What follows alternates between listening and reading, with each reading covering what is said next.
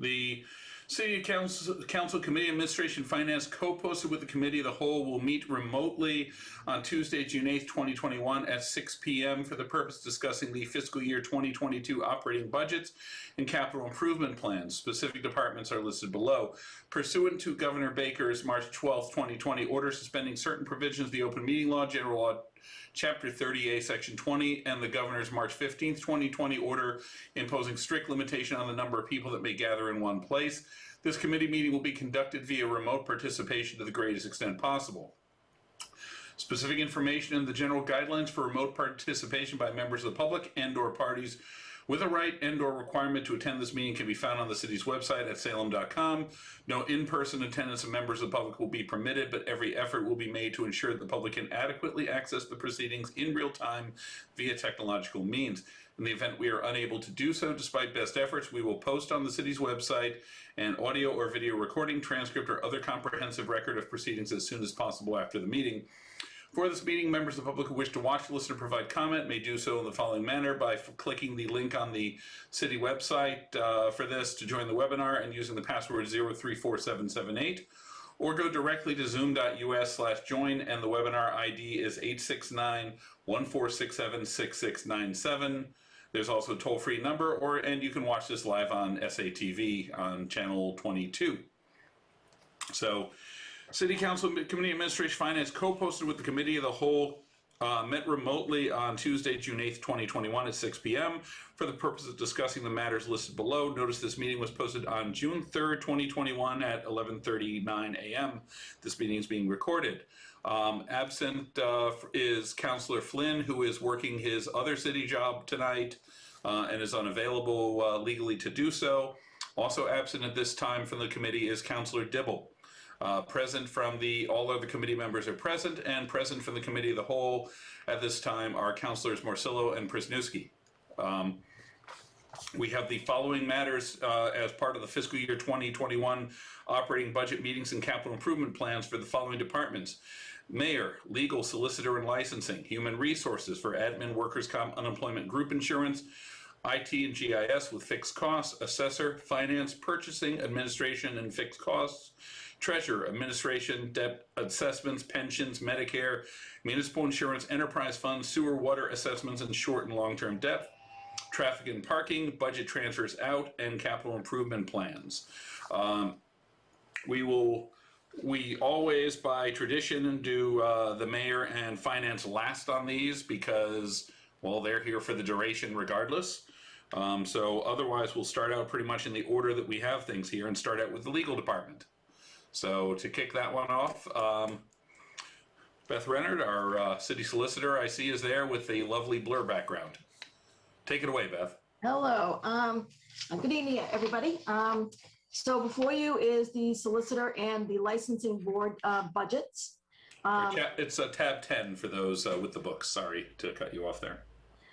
This includes the employees, myself, the assistant city solicitor, Vicki Caldwell, Joanne Rumi, our paralegal, and Melissa Pagliaro, the licensing board clerk. The licensing board members also receive a small stipend, so you'll see those also reflected in the budget. So the first section, which is personnel, includes the salaries for those persons that are in the office now. And after discussions with the mayor, there are two new positions that were added to the budget. One is a part-time assistant city solicitor, which we desperately need. And one is another position, which is entitled the Direction of Diversity, Equity, and Inclusion. Many of you may be aware that there are many organizations and municipalities that are adding this position to their to the budgets. And it's a position that will oversee and work with all of the departments to make sure that we are in fact a diverse workforce, that we have the proper training, that we are an inclusive workplace, and make sure that our workforce represents our community in its diversity, and also that we are equipped to handle any complaints that might come in regarding any issues relative to those matters. So that is a new position that's proposed. Again, there are the board member stipends that are there that are unchanged, and the We have one Ask Me employee, which is that's the union, which is Melissa Pagliaro, and she is the clerk. On the non-personnel side, what we have is outside counsel budget, which is $70,000, which is the same as last year. We use that for outside services such as surveyors, appraisers, outside counsel for election law and zoning, those special fields that we need outside services for, litigators. That's $70,000. We have a small advertising budget of $200, and that's for advertising any new regulations that the board may take up, the licensing board. We have a small budget of $100 for printing. That will be for this year for envelopes and for which we are out of, and for business cards, which we are also out of. Office supplies and equipment is a small number for $500. That's papers, pens, those types of things. Dues and subscription line item is $3,900, and that's for myself and Vicki for our bar memberships, for any publications that we may need, and it's for our Lexus service that we share with the police department. So we share that expense. And the final item is the judgments, which is $4,000, and that is to pay any claims that the city council, the OLA committee may find should be paid.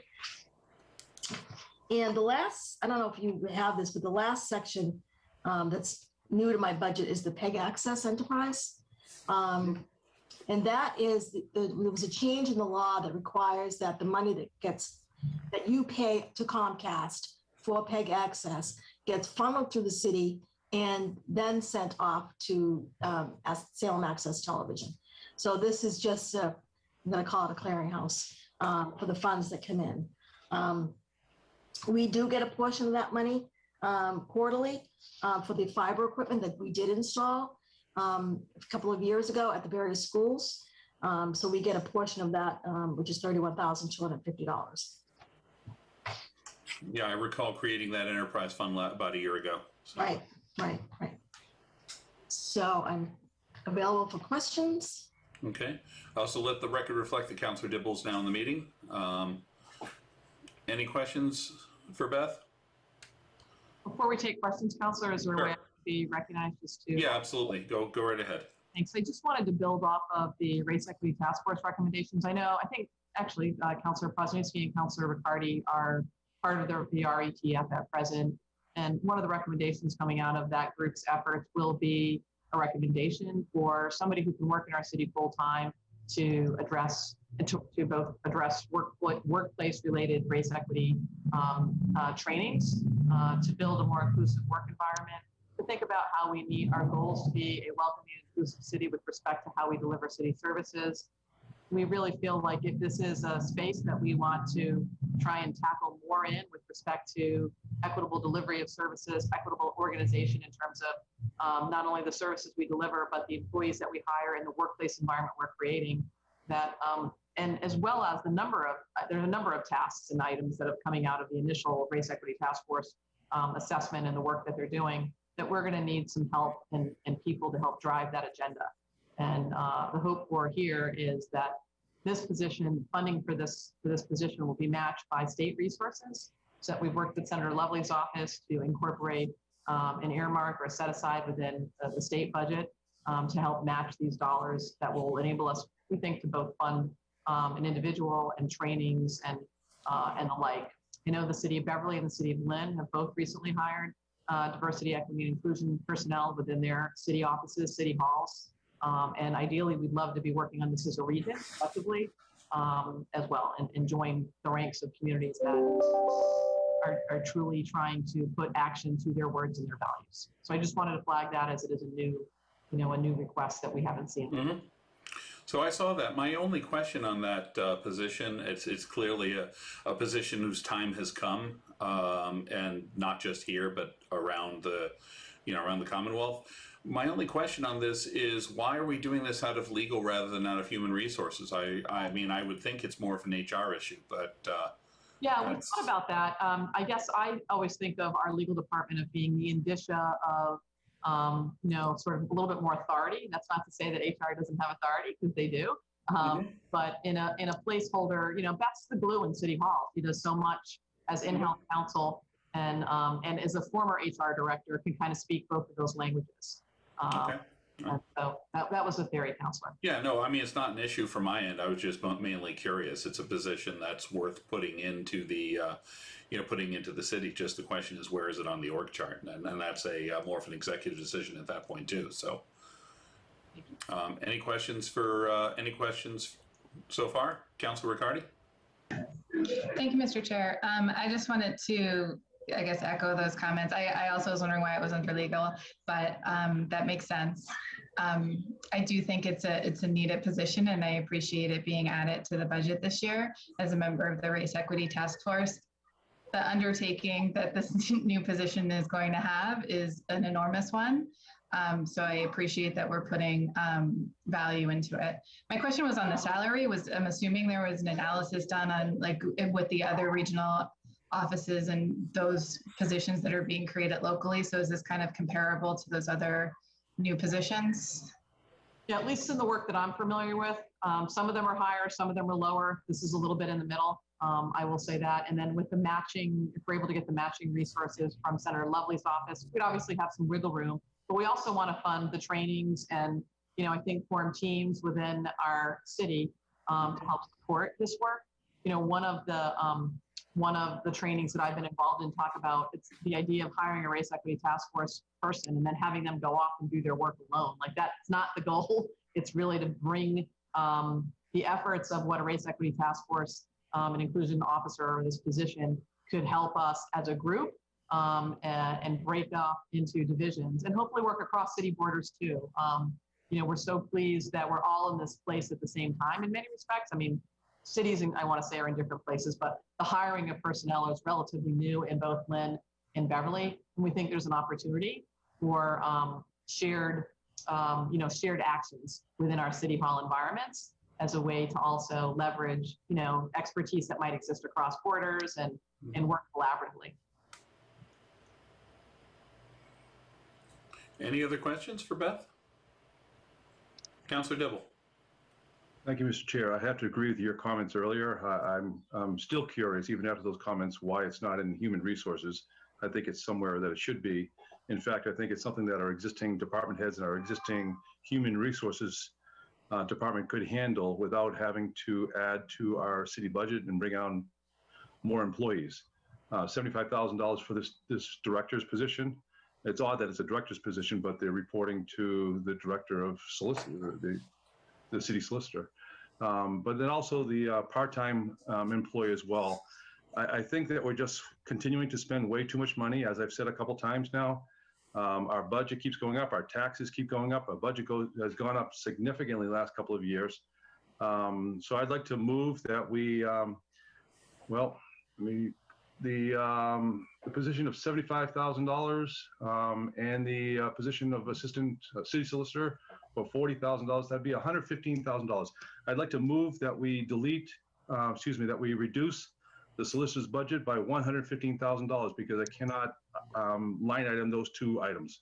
So I'll do it in total, $150,000. Do I have a second? So Councilor Dibble moves to reduce the solicitor's budget by $115,000. Does that have a second? Lacking a second, the motion fails.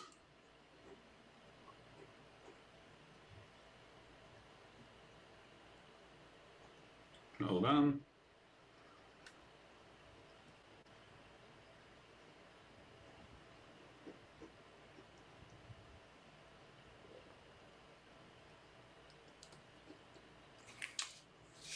So Councilor Dibble moved, the motion failed. Any other questions or any other motions? Councilor McCarthy.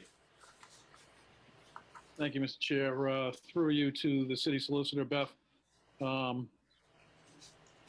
think when the mayor described you as the glue, I think she's 100% correct because Beth always knows when I have a problem to talk, when I call her, because I refer to her as Elizabeth. So when I call her and I say Elizabeth, then she knows that it's not because I'm calling to wish her a happy birthday or something. It's about some issue that's going on, and it's usually a phone call I'm making right after I know she gets into work, and And I know what day she stays late, and she knows when to pick up my phone calls, and she does, and she's been doing it for years. And it's because it speaks volume to the amount of work that she puts into the to try to make us all understand what the legal opinion is. And I'm very fond of saying that I didn't go to law school last night, so I can't offer a legal opinion on something. And I always defer to the legal department when it comes to any decision with regard to the law, and I always refer back to the only person that represents us legally, which is the city solicitor. And she does a fabulous job. I mean, I'm not going to, when I first looked at where the position was going to go, I could have gone either way where it belongs. I mean, obviously, as we come out of a post-pandemic year, in a post-year of, at a national level where there was a lot of there was a lot of things going on nationally, and obviously with a whole bunch of different things that, obviously, even it happened locally with some of the marches and movements that were here, that we, through the Race Equity Task Force, we took the initiative to, initiate a task force, and those recommendations are going to come forth. And I've been following what they've been doing, and it's obviously this position is something that's going to be a recommendation out of there. I think you can't ignore that. You can't push that aside and say, the work that they've been doing and just pretend that what happened in the last, 12 months didn't occur. So I think that, as much as the position is some money, but then when you look at it, we're also going to get some matching funds for some of those trainings through our state senator's office as well. So I think it's well warranted. And all that being said, I want to just thank Beth and her department for all that they do. I mean, and if there's no further discussion, I'd like to make some motions. Okay, Councilor McCarthy, you have the floor. Thank you, Mr. Chair. Seeing no further discussion, I'd like to approve the solicitor's personnel total amount of $434,574.09. Further move to approve the solicitor's expenses in a total of $78,700 for a department total of $513,274.09. Second. Councilor McCarthy moves approval, seconded by Councilor Riccardi. Mr. Chair, can I move One that moment. the,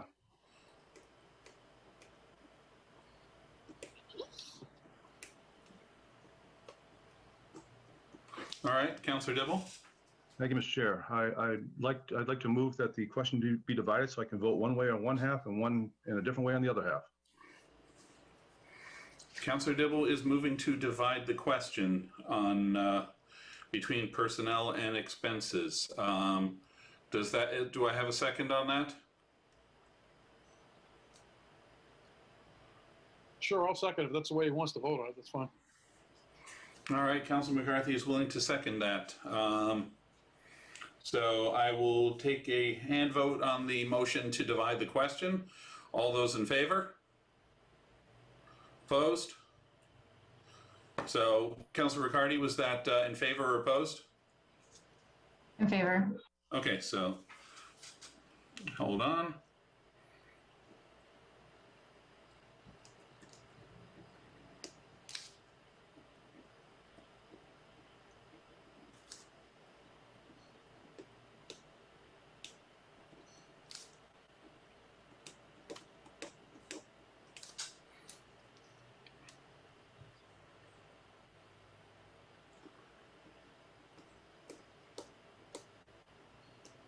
All right, so the question is divided between personnel and expenses.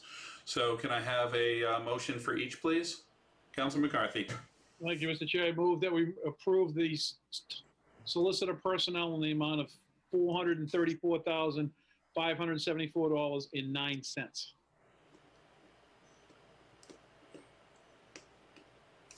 And seconded?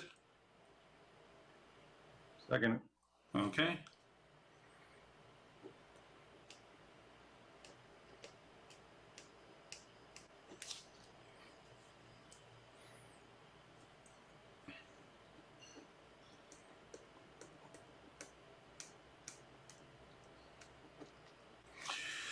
All right, so on the personnel budget, Councilor Riccardi, Yes. Councilor McCarthy, Yes. Councilor Dibble, No.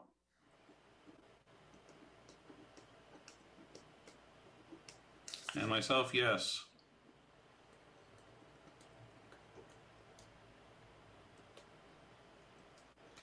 So on the matter of the personnel side of the budget, we have four members voting, 3 in the affirmative, not 1 in the negative. The matter carries. Motion on the expenses budget, please. Thank you, Mr. Chair. I further move that we approve the solicitor expenses in the amount of $78,700. Seconded by Councilor Dibble.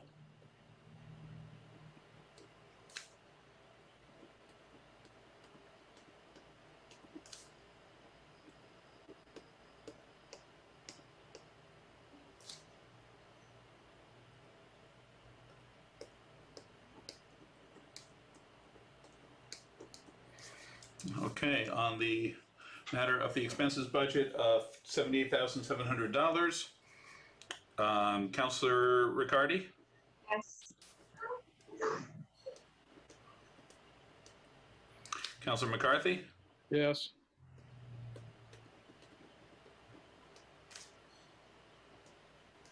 Councilor Dibble. Yes, and thank you for allowing the question to be divided. Sure. Thank the committee. Myself, yes.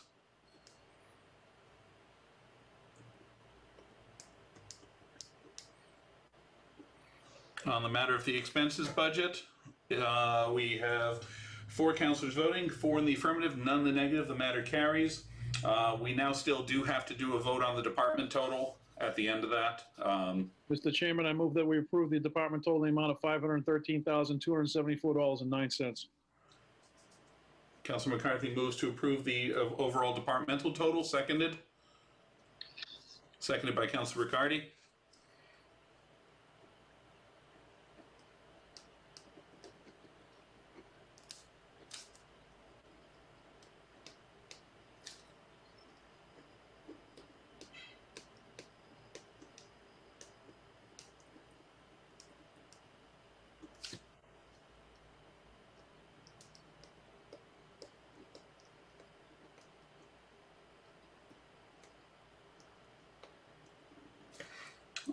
So on the departmental total of $513,274.09.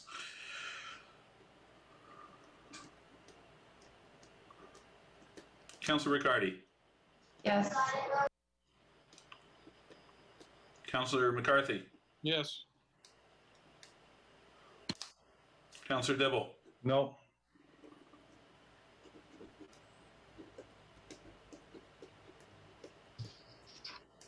myself, yes. So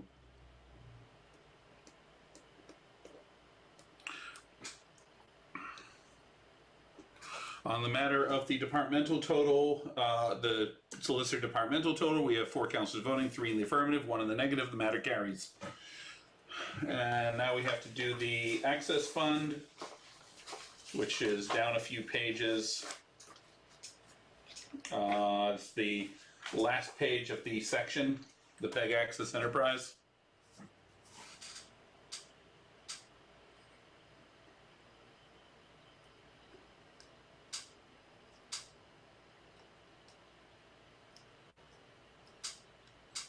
This one was explained to us last year when we set up the enterprise fund, but if there are any questions.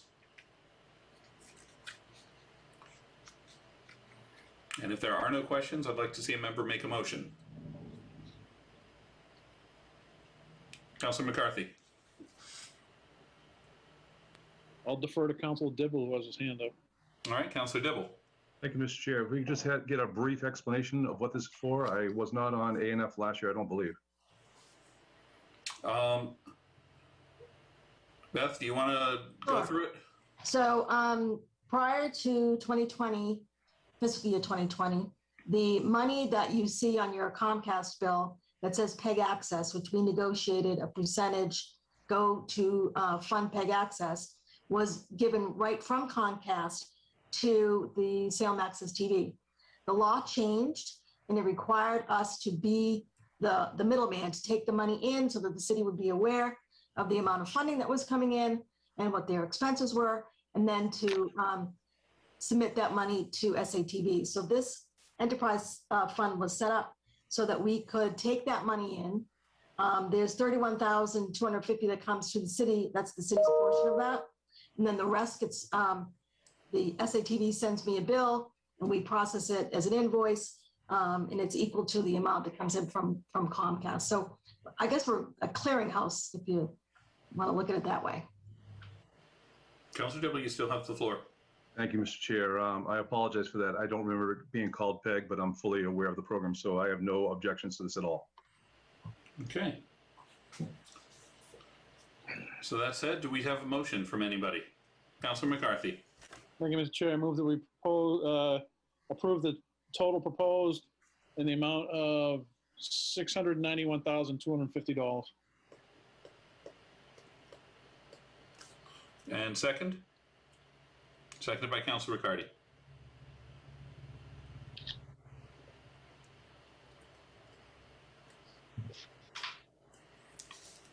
And on the matter of PEG access, budget of $691,250. Councilor Riccardi? Yes. Councilor McCarthy? Yes. Councilor Dibble? Yes. And myself, yes.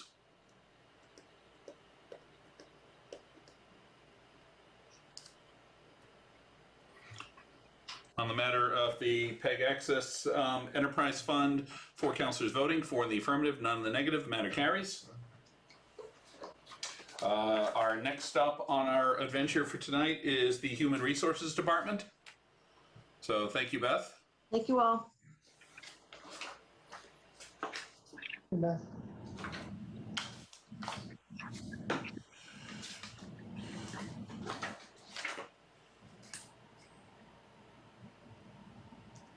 All right.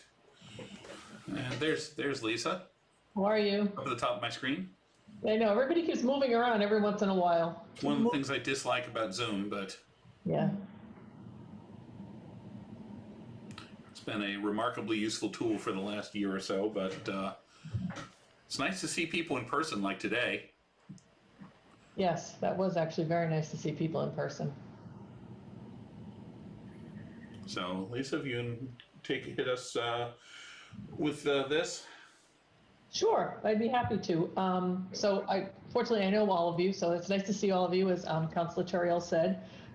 So my department, I've interacted with all of you. I think you're aware there's 4 of us. There's myself, I have a benefits manager, Jim Taladoros, we have Alicia Brady, our office manager, and Amy O'Keefe, who is the personnel aide. And we also, Joe Freitas, who is our telephone operator part-time, also falls under this department. And as you know, this department, we recruit, we hire, we mediate issues sometimes between employees. We refer employees to the EAP. We offer trainings. I think one of the big things we do that I've had a lot of interaction with all of you on is this department administers health insurance, which is the biggest piece of my budget and one of the biggest pieces, I think, overall for the city budget. And, we also handle unemployment, all unemployment for the city and the school department, as well as workers' compensation claims for the city and the school department. And we handle life insurance and dental insurance and a whole host of other voluntary programs that I actually mentioned in my narrative. So that's sort of our overall. This year was a little bit different, as it was for most other departments, right? We sort of shifted. We, with COVID, but we still, we had people leaving, we had people retiring, we were hiring. We did hire several neighborhood mask ambassadors that we had downtown. So it was still a very busy year, just a little bit different than usual. We had implemented those furloughs last summer, and we also, just lost my train of thought. I'm looking at my notes and now I forgot what I was going to say. The furloughs, and also we did handle quite a few of the fraudulent unemployment claims, which I also mentioned later on in my narrative. So there is a lot here, but I'm happy to answer questions. And I have different pieces of the financial pieces because mine is broken out so we can go in order. That's typically what we do. And that's how we can continue if that's okay with everybody. Or if anyone has any questions so far. Any questions for Lisa? Mayor would like to jump in. Yeah, thank you. You know, one of the best parts of the budget hearing when we're doing this in person is an opportunity to really recognize the accomplishments and achievements and the hard work of all of our department heads. It's a little bit harder on Zoom, but I am going to try and make sure I do that going forward because folks have worked so hard over this last year. Yes, people on the front lines, like in the health department and those that have already come before us for their departments, but I definitely want to recognize HR and Lisa in particular for the extra work entailed over this last year. Everything from COVID neighborhood ambassadors or our COVID mask ambassadors downtown. Lisa played a big hand in like getting those people on board, getting them trained, the team effort, right? Working with PD, working with our health department, but just making it happen. The number of folks that we had to talk to and counsel and help understand what's happening with furloughs, what that process might look like, when you might take it, keeping tabs on who's coming and going. And just hiring has been incredibly hard for new positions when there are vacancies. It's longer lead times, it's more interviews, it's harder to really suss out and find people that are going to meet the qualifications that we need. And all of that is real time, setting up interviews, screening candidates, trying to put together the interview teams. And that falls largely on Lisa's shoulders. So I just wanted to at least take a few minutes to recognize the hard work she's undertaken every year, but in particular this year, there were a lot of moving parts, and without having a strong leader in HR, we really wouldn't have been able to handle them all as effectively as we did. So wanted to recognize you for those efforts, Lisa. Thank you. Thank you. I appreciate hearing that. I have a good team. We all work together. I really appreciate hearing that. Thank you. So any questions for Lisa? Councillor Dibble. Thank you, Mr. Chair. Lisa, thank you for all you do. I'm looking at the budget. It looks like you held the line on expenses that you're actually 6% lower than you were last year. So thank you for that. I'm confused on the numbers though on the budget. It shows that you're 109% higher on salaries, but the salary page does not reflect that. I don't know if that's a typo or can you please explain what that is? 109% increase. Sure. Actually, so in my line is a collective bargaining reserve. And we put that as a placeholder because we're still out of contract and it's for contracts we expect to settle. So we put a placeholder there for that amount. It's more of an estimate. It will prevent us. It's more best practices. I was talking with our finance director earlier today. Rather than going to council looking for an appropriation type thing, this will be a placeholder moving forward in the next fiscal year. And if I could just add, Councillor, in the past years, we've always had, when we've been out of contract, we have had a collective bargaining placeholder. When you don't do that, it makes your next year budget reflection look like it's higher than it actually is. We know we're out of contract. We anticipate settling contracts. We want to have some dollars incorporated into the budget that's approved to recognize that we're going to be paying a little bit more for our personnel costs. It's usually been in the HR budget. We didn't do it last year, knowing the hardship of the budget we had last year. But in prior years, we have had, when collective bargaining agreements are up, and we're expecting them to be settled throughout the year, sort of this placeholder mechanism to enable the budget that's actually adopted is a better reflection of what actual expenditures are going to be. Without it, you're going to have a budget that is underfunded, what our costs are going to be for the year, and that's something we try to avoid. I'll add, we have one of those contract settlement in our agenda this week, so as well. Mr. Chair, I think the placeholder should go into the various departments that we're negotiating with. I don't think it should fall in like this. It wasn't there last year, as the mayor just said. So if we need to have more money, then I think the mayor needs to come back to City Council and ask for more money. So I'd like to move that the $250,000 be stricken from the budget. All right, Councillor Dibble moves to remove the $250,000 equaling the collective bargaining reserve from the Human Resources Personnel budget. Do I have a second? Lacking a second, that motion fails. Just want to point out that these reserve would be for employees across ranges from ASME employees to patrol union. That's why we put it in one unified location.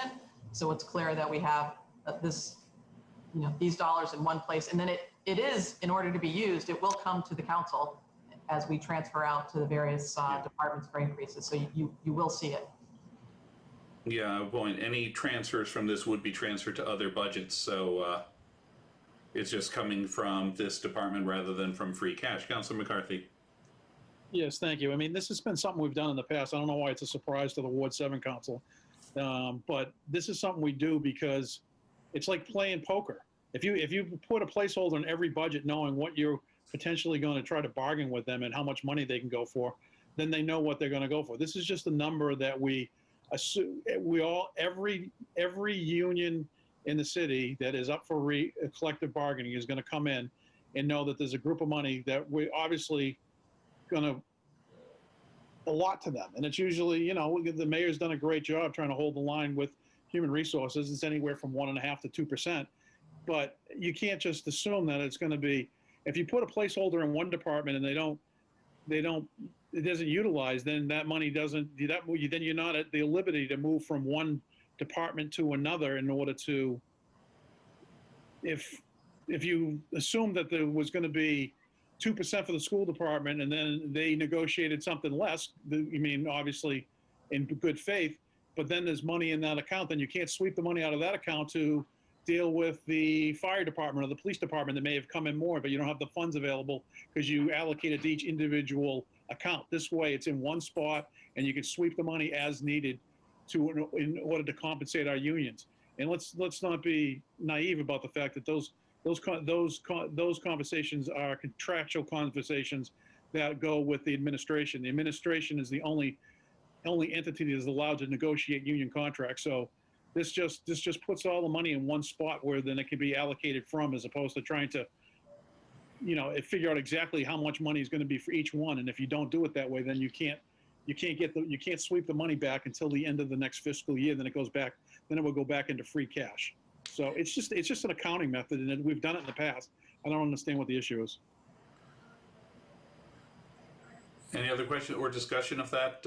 Any other comments on that? Councillor Dibble. Thank you, Mr. Chair. Through you to the good Ward 1 councillor. The issue is that our city budget is just simply too high, and we're receiving a lot of complaints from people's taxes in the comments that their tax bill for the residential houses are just too much. That's what the issue is. So Council, the issue is that you're trying to make it like we're trying to raise the budget by $250,000, and you're going to make it sound better. We're not raising the budget. These are union negotiations. These are our employees. Unless you want to get on the floor and start making cuts to personnel, then that money is going to have to get allocated at some point, because unless you're advocating that our union employees don't get a cost of living raise. Is that what you're advocating? Mr. Chair, may I? Certainly. I don't believe the Ward 1 council was recognized by you to speak when he jumped in the middle of my sentence at the end. Well, I allowed it regardless, so.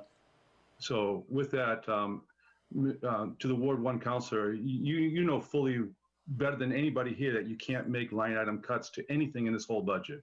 That's not the way we operate. I don't want to, if I may, Mr. Chair, I don't want to belabor the point. All I'm saying is your recommendation was to take this money and move it into individual budgets so you understood where no, you can shake your head at me all you want. That's what you initially said. Then your opinion was to cut. There is no cut here. The fact of the matter is, once these union negotiations are held, then the money has to come from someplace, and you'd rather see it in each individual budget, and it just makes more sense to have it in one. I don't need to belabor the point. I will add to this, Councillor, before you respond, and then we're going to move forward after your next response. But because this back and forth is getting us nowhere, frankly, the normal accounting practice in a case like this is to put collective bargaining reserves into the Human Resources Department.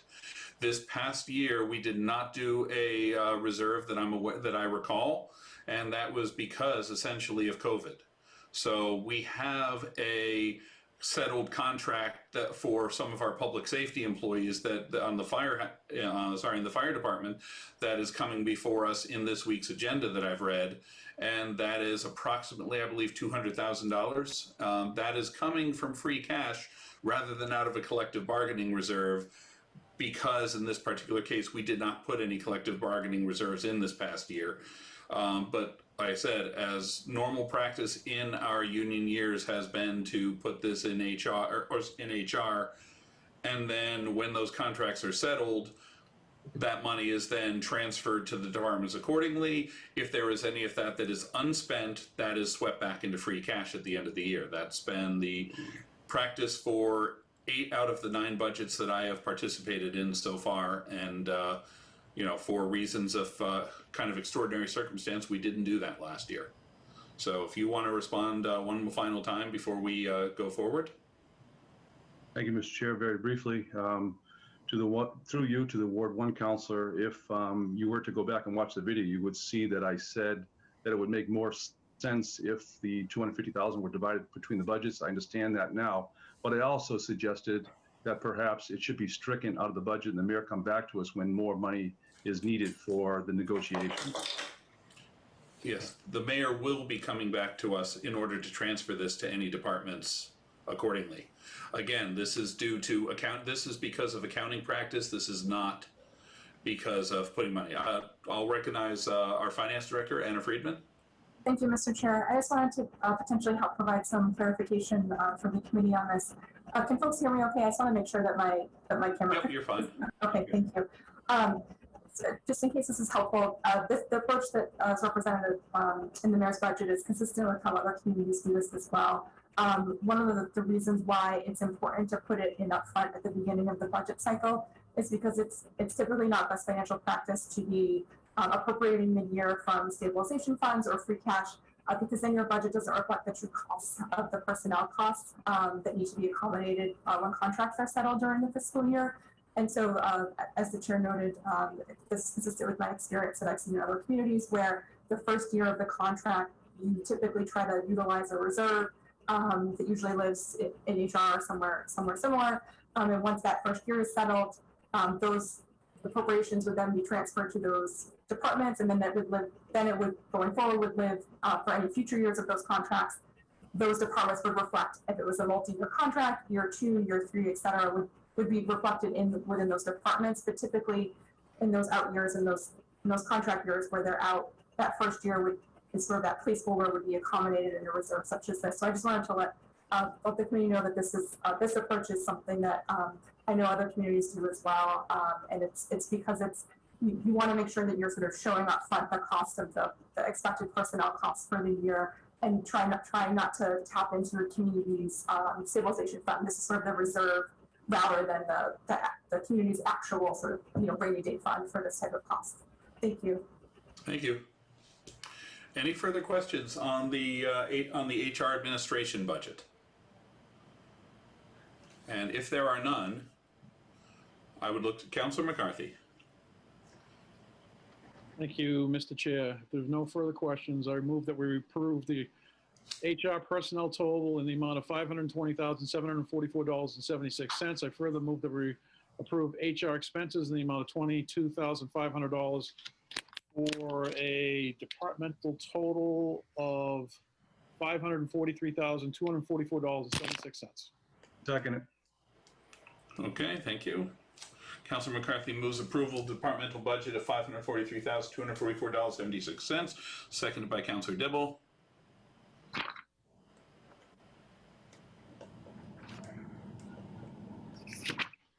I'll call the roll. Councilor Riccardi? Yes. Councilor McCarthy? Yes.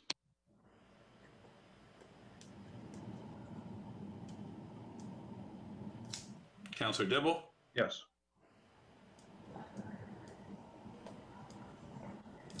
And Councilor Turiel, yes.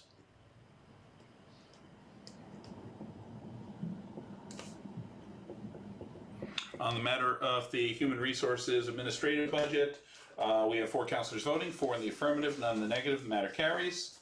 We now have, if you go through the narrative on all the compensation, insurance, and the rest, It's a few pages farther down, and that's the rest of the material in the HR budget. Workers' comp personnel, unemployment, and insurance benefits. Lisa, if you can take us through those quickly.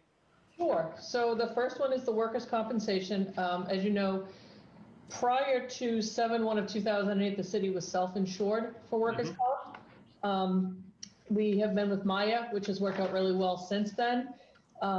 They administer our claims. We process them all here, but they set it up where the claim is followed. There's a case manager, a nurse, that kind of thing, depending on what the injury is for our injured employees.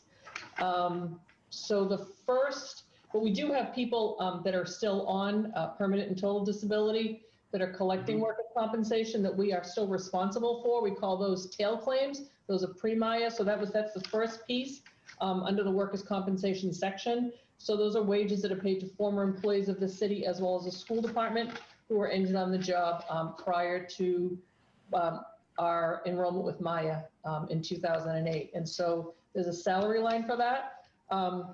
It goes up a little bit each year. There's actually a COLA built in with the Department of Industrial Accidents. It's a multiplier that comes out in a newsletter that gets sent out in October. And depending on the year of the accident, it is the multiplier that's based on the multiplier comes out based on the year, and it gets factored to the amount of the salary that they're getting, and it just inflates it a little bit every year. So, for example, last year, I think it went up about $231 over the course of a week. And so we just project that out for the year. I put a little bit of a cushion in there because we're not sure what that multiplier will be, but that's why that amount is more for this year. And then the second piece of this is workers' comp medicals. As I mentioned, we still have, on these tail claims that we have, there are 5 of them.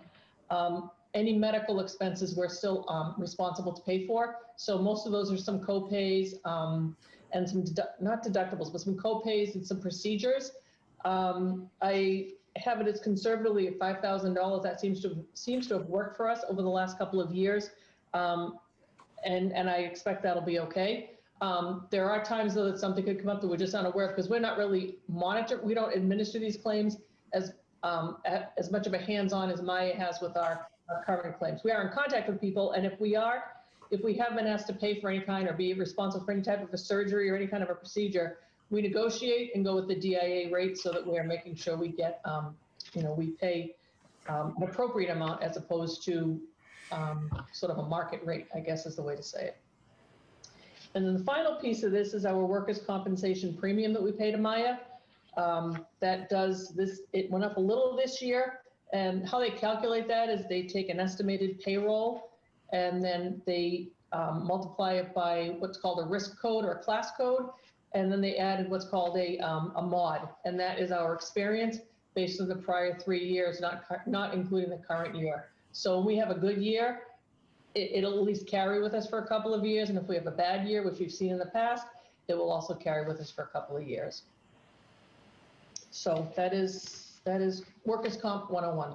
And then we have also the unemployment and the employee insurance. Oh, I'm sorry, I didn't get down to that piece yet. That's on the same page, right? Sorry about that, but it's a separate it's a separate amount, so I wasn't sure if you wanted to do it separately. Well, we'll do all 3 of them in a row, so we'll do the narrative on them now. Okay, sure. Like so, unemployment. That has been just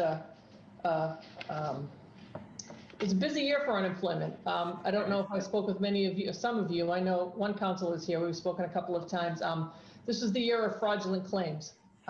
Because of all of COVID, unemployment just sort of blew up. I think it was just more than the DUA could handle, just as a side note. But they made one on me.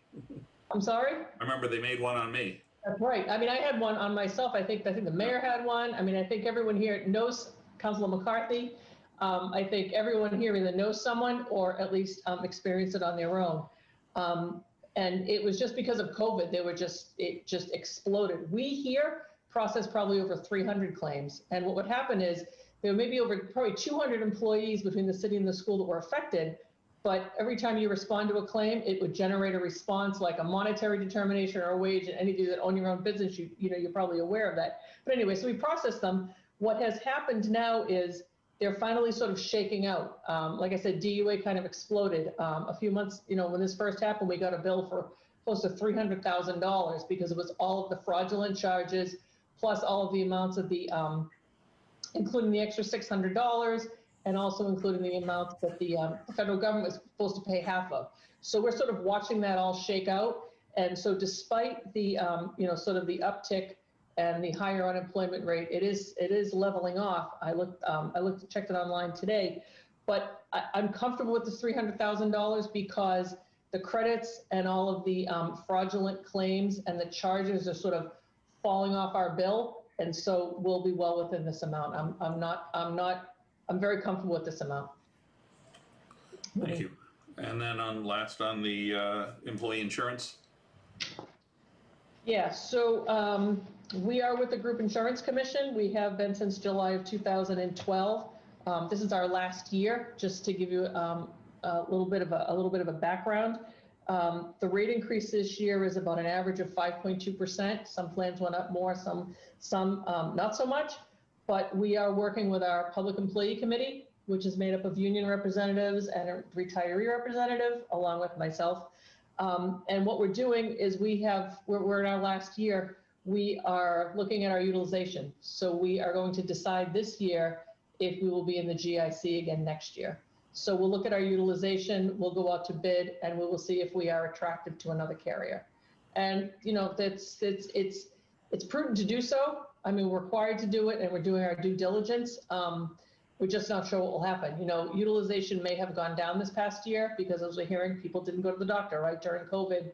A lot of the telehealth visits are less because they just cost less because they're not in person. So a lot of things may have affected our utilization. It's just that we need to be careful because when you get out of the GIC, it's for 3 years. So we just need to be mindful that even if we get a good, say this is the year, we just need to be mindful of the next 3 years because we can't get a rate guarantee for 3 years. And so if our utilization is high, that would affect us like a second year. We might get a good bid or something that's attractive, but we also want to be mindful that we need to think 3 years out. So that's just something we'll work through with the PEC, and ultimately, numbers don't lie.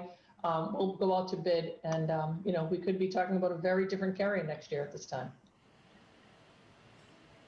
Yeah. Any questions for Lisa on any of these items? Councilor McCarthy. Councilor McCarthy, you're muted. Oops. Sorry. Thank you, Mr. Chair. Through you to Lisa. I haven't been on the council for a while and been in finance, since day I was on the finance my first year in multiple years. I guess my question comes, you just brought up an interesting point about, we had a big debate about getting into the GIC. I think the GIC has worked very well for us. Obviously, obviously you got to put things out to bid, but I'm going back prior to the GIC. I don't take advantage of the insurance myself, but I guess the question would be going back to those conversations. It seems like the 3-year model, we always put it out to bid from memory, and then we get the good deal the first year, and then it seems like they make their money back in years 2 and 3, and then we're out looking again because they want to entice you in the first year with a low rate and obviously do well that first year, but the second and third years, instead of being, I always like the mayor's analogy of a car payment. It's a steady payment as opposed to you want to avoid the spikes. So I think that, as much as I think that we should be competitive putting things out to bid, I think the GIC has been obviously I knew even back then there was some hesitation, but it seemed to be a good fit. I can remember some years when we looked at healthcare increases that when we look back, if we'd stayed with whomever the other plan was before, we would have got walloped even more. Yeah, no, you're absolutely right. At one point we were looking at 11 or a 12% increase. We've been fortunate, with the GIC, they've got some thresholds they can't exceed either. Do you know what I mean? And they can certainly go back to the carriers and tell them to sharpen their pencils. But a lot will happen over the next couple of years, because I believe they're going out for procurement either this year or the year after. They're eliminating a couple of plans, and there's also talk of a huge high deductible plan that might be really attractive to some people, that that want to pay a much lower premium and have a higher deductible. And that's what the GIC offers. So I would agree with you on that. And health insurance is just the most important, is probably ranks up there as one of the most important things, you know, people's lives. And so we really want to make sure that we're offering the right product for our employees and retirees. But yeah, I remember those days, you know, and it was a big change to make, but just based on what I've seen, you know, I'm starting to think I'm getting to be a veteran at this. And from what I've seen and what I hear out there, and what I read, this is really a good deal for employees and the city. And it's good healthcare because people get to pick the plan that they want, you know, tailored to, you know, where their doctors and their providers are. So it's worked out really well. I would agree with you. No, I couldn't agree more. And when you look at the three department totals on this, we've got workman's comp and unemployment is a big unknown. I mean, it shows there's a big savings, but it also doesn't reflect the fact that we budgeted last year for the 300,000, but we expended an extra 150,000 out of probably free cash in order to cover that. But we're going back down, so it's budget neutral. It comes across as a savings, but it cost us more money because of just what was going on. But I mean, when you look at it with the number of employees that we have in the services those employees provide and those who take advantage of the insurance, I mean, you're looking at with these budgets, you're gonna, you know, there's July 1. I mean, we're jumping up $650,000, basically, you know, round numbers. If you factor out the unemployment, because the unemployment, you can't really factor that in because it was an expense, yes, but it wasn't an anticipated expense because when we were in the budget process, no one anticipated it. So we had to get extra money in order to cover that. So, I mean, because because of the 5.2% increase in healthcare, you're looking at a $600,000 jump in healthcare coverage alone just to cover our employees, that even the same employees that we have. So, I mean, that's where you really have to look at it when you start factoring all the costs that are associated with the employees and the employees that provide the services, you know, that, you know, teach our kids, you know, police our streets, fight our fires, and do everything else that the city does. It's, you know, July 1, that's going to jump $600,000 no matter what. Counselor, maybe we should stop by the director's, garage while he's working on his truck and have a discussion. Yeah. No, I don't think we need to do that, but this is one of those budgets that we have when you really look at it. It's a little eye opening because, you know, obviously all our employees, we try to compensate them fairly so they feel comfortable staying in their positions, and they, you know, we try to, but also at the same time as we're providing insurance for them, and you know, it's just the cost of doing business. And right now that cost is going to, you know, because the plans are going to jump 5.2%. It's an extra $600,000 that the city has to come up with, you know, on top of the budget, you know, that's factored into the budget. That's just based on the services that we're applying to our, you know, our employees and our retirees. Mm-hmm. Any other questions or discussion? If there are none, Councilor McCarthy. If there are none, I move we approve the department total for workers' compensation in the amount of $528,270. I further move that we approve the department total for unemployment in the amount of $300,000. And I move that we approve the department total for employee insurance benefits in the amount of $16,022,048.05. And do I have a second on those? Second. Seconded by Councilor McCarthy. All right, seconded by Councilor Riccardi. Sorry.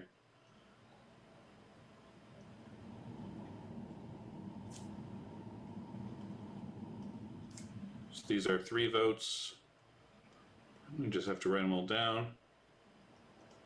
We moved a little fast there. Sorry. No, it's fine.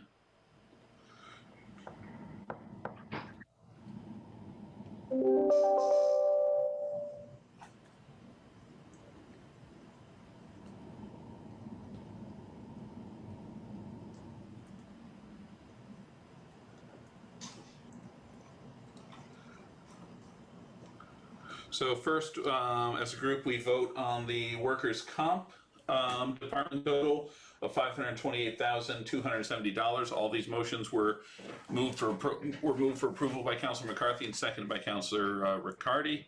So Councilor Riccardi, Yes. Councilor McCarthy, Yes. Councilor Dibble, Yes. myself, yes. On the workers' comp personnel, 4 councilors voting, 4 in the affirmative, none in the negative, matter carries. On unemployment, Councilor Riccardi, Yes. Councilor McCarthy, Yes. Councilor Dibble, Yes. myself, yes. On the question of unemployment insurance, that's 4 voting, 4 in the affirmative, none in the negative, matter carries. And on overall employee insurance benefits, Councilor Riccardi, Yes. Councilor McCarthy, Yes. Councilor Dibble, Yes. myself, yes. So that is also with 4 councilors voting, 4 in the affirmative, none in the negative, the matter carries. Thank you, Lisa. Thank you. That takes care of everything. And let's jump back. So next on our list is, I just have to find it, is information technology, which is tab number 5. Put you on mute.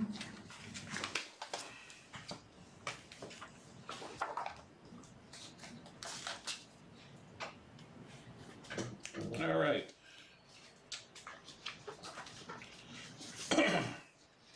And for that, he's somewhere on my screen. I see him. Okay, there's Matt Gillen, who I've spent a lot of time in Zoom meetings with lately. Zoom, we gotta love it, right? Yes. I think everybody has a general idea of the services that IT provides to the city and school department, but I could happily go through those if you would like. But generally, we take care of network operations, security, cybersecurity, devices, etc. It's been an interesting year in IT. While COVID was raging, the bad guys were trying to take advantage of every opportunity to get into our systems. So from cybersecurity to remote meetings like this to remote operations and slowly coming back to in-person operations, it's been a very interesting year, but somehow we also managed to get an online permitting system off the ground, along with a web portal for access to Salem's documents going back almost 400 years, and a few other initiatives. So it's been an interesting year. Thank you. Any real questions for Matt from members? Notice we have one more analyst coming on board, anticipated for this year. One to be refilled. Okay. We held that position open for the COVID year. Okay. So we had it in the prior year and then let it go unfilled. Correct. Very good. Any questions for Matt? I know we've picked up some more software systems and like, and I know we recently, I know you recently came to an arrangement with Barracuda because now they warn us about all the phishing emails that are coming in. So yeah, so we're much more proactive about watching for what's coming in and trying to prevent threats before they become threats. Mm-hmm. Wait, you mean that the mayor doesn't actually want us to go out and buy Amazon gift cards for her? Not at this time of year.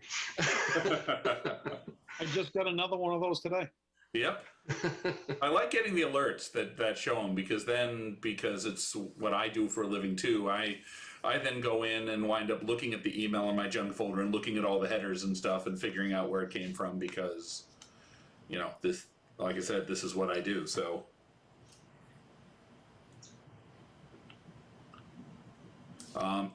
Any questions about this stuff? Yeah, Councilor Dibble.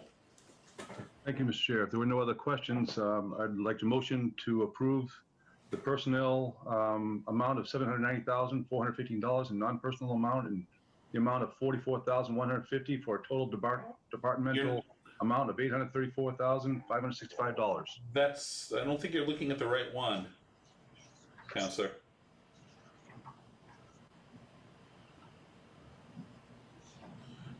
It's under tab, it's a couple of pages into tab 5, IT personnel and IT expenses.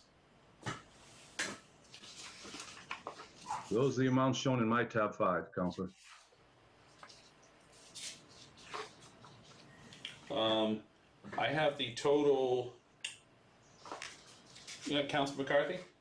Yeah, the total, in my book, the total on, the page isn't numbered, but it's, department total under 070 would be $1,636,306.10. With a personnel of $788,741.10. That's And correct. expenses of $847,565. That's correct. Mm-hmm. Mr. Chair, I'm sorry, I have totally different numbers in my section. I don't know why.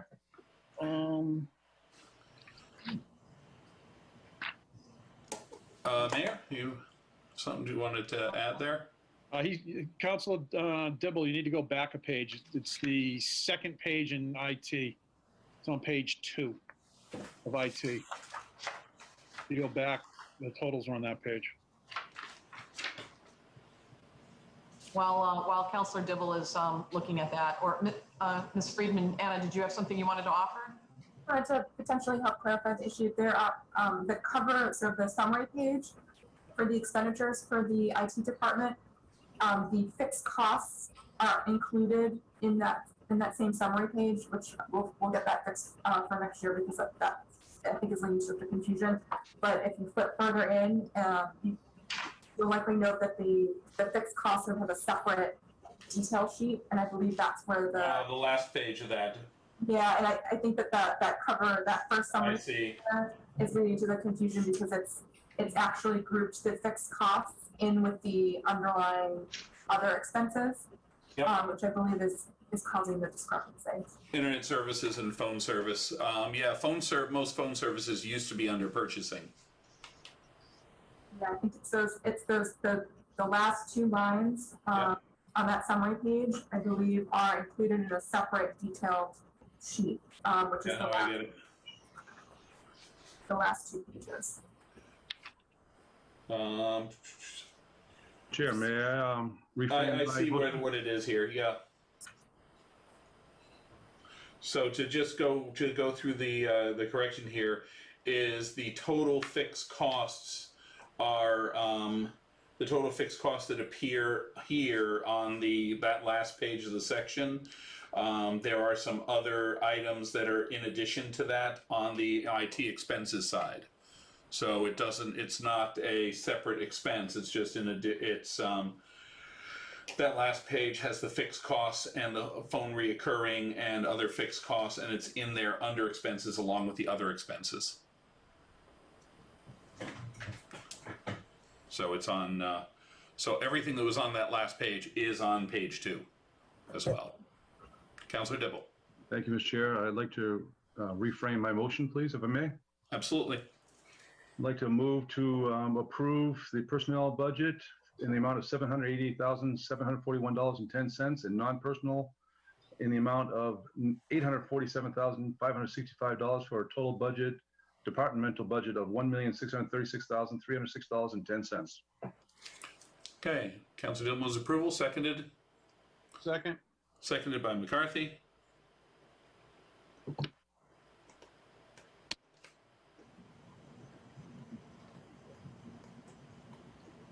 And just a comment for any of those who are watching before I take the vote. I've gotten a few emails and Facebook questions lately asking, where we are on the fiber deployment. And if you look at our commission agendas, there's a lot of siting, permitting hearings coming up for our various boards and commissions to get approval for final locations for their cabinets. So we are pretty much ready to roll.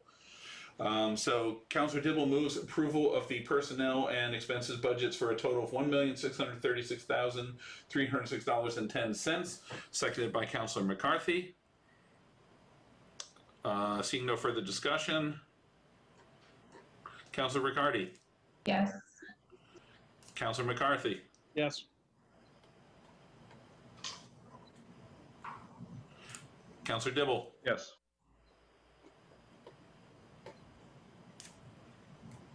And myself, yes. So on the matter of the ITGIS budget with fixed costs, we have 4 councilors voting, 4 in the affirmative, none in the negative. The matter carries. Councilor Churl, whenever it's appropriate time, if I could just be recognized for a couple of comments, I'd appreciate it. Certainly. Good. Now's as good a time as any, Mayor.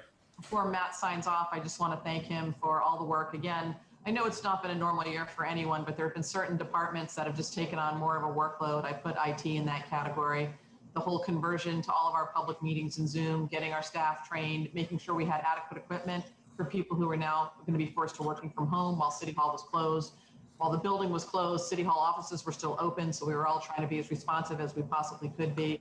It took a lot of wear and tear on IT. Like all of a sudden, the technology needs just multiplied immensely, not only here, but also in schools. And I think, together, Matt and his team were able to make sure the city didn't miss a beat, whether it was public meetings, getting staff, acclimated to new programs, new ways of doing things, and also being agile and ready to change and shift as COVID conditions change. So I do feel like we have a super solid senior staff team and department head level work going on.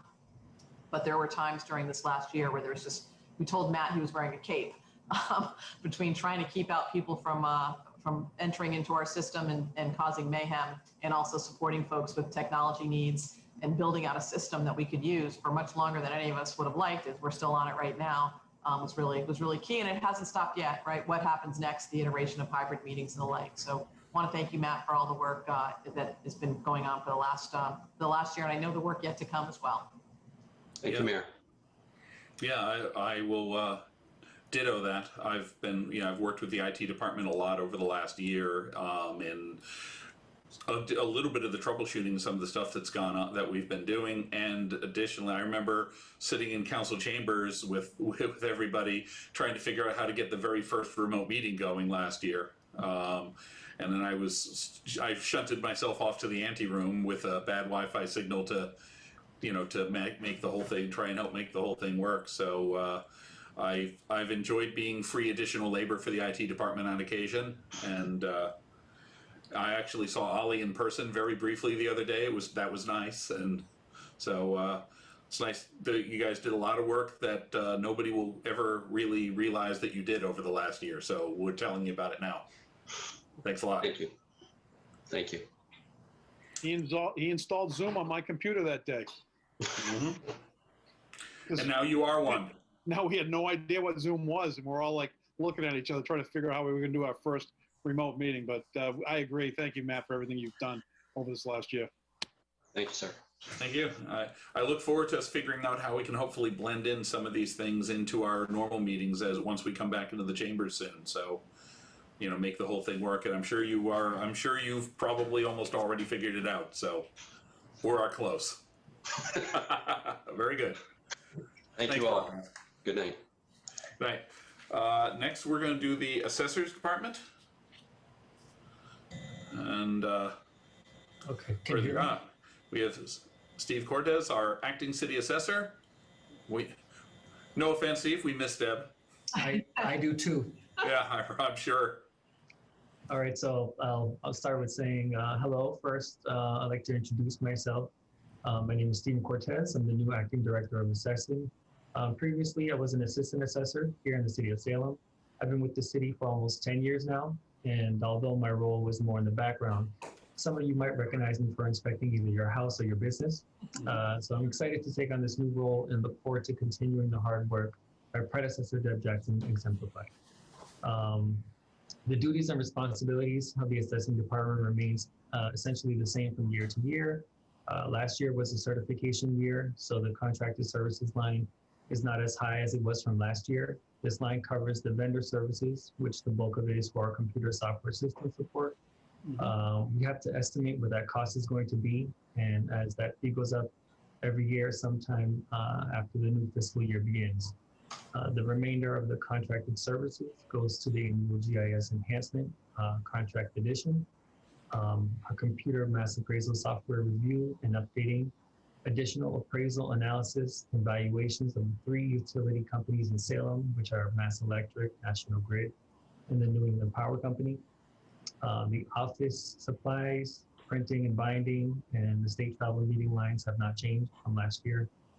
And because I am in an acting role, we left the personnel budget as status quo.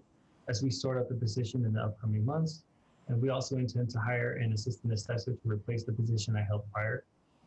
We also have Jeff Jackson coming in to help with tasks such as the tax bills we are currently working on, condo analysis, and end of year classification. So she retired, but we can't keep her away? We don't want to. No, nobody wants to. Thank you. Thank you. Any questions?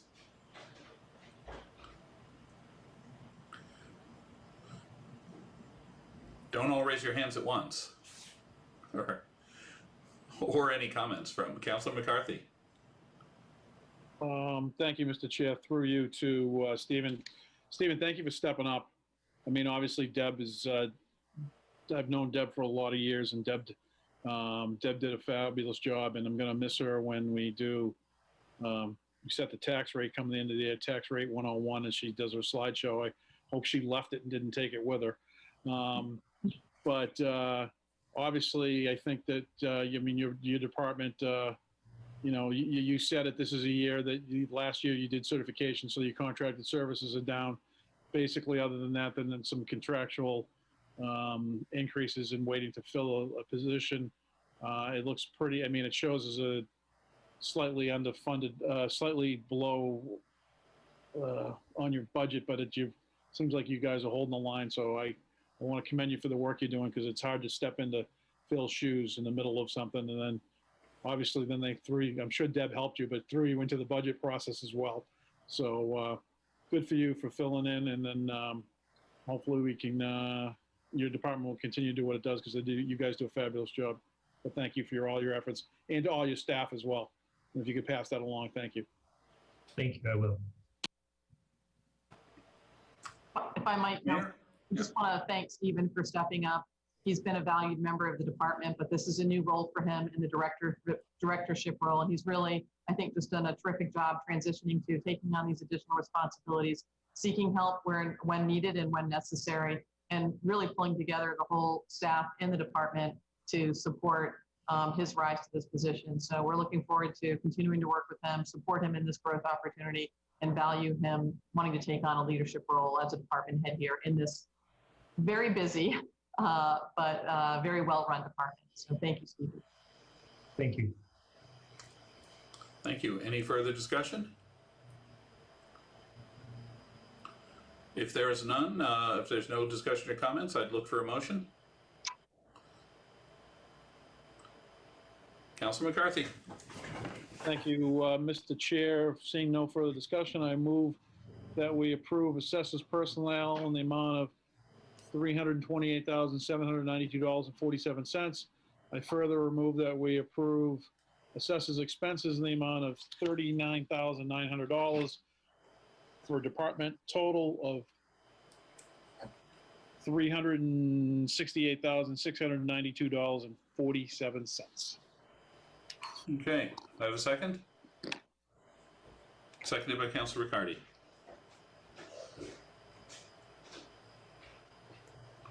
Okay, seeing no further discussion at this time, Councilor Riccardi, Yes. Councilor McCarthy, Yes. Councilor Dibble, Yes.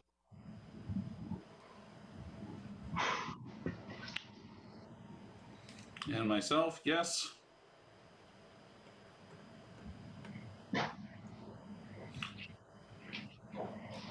On the assessor's budget of $368,692.47, we have 4 councilors voting for the affirmative, none in the negative. The matter carries.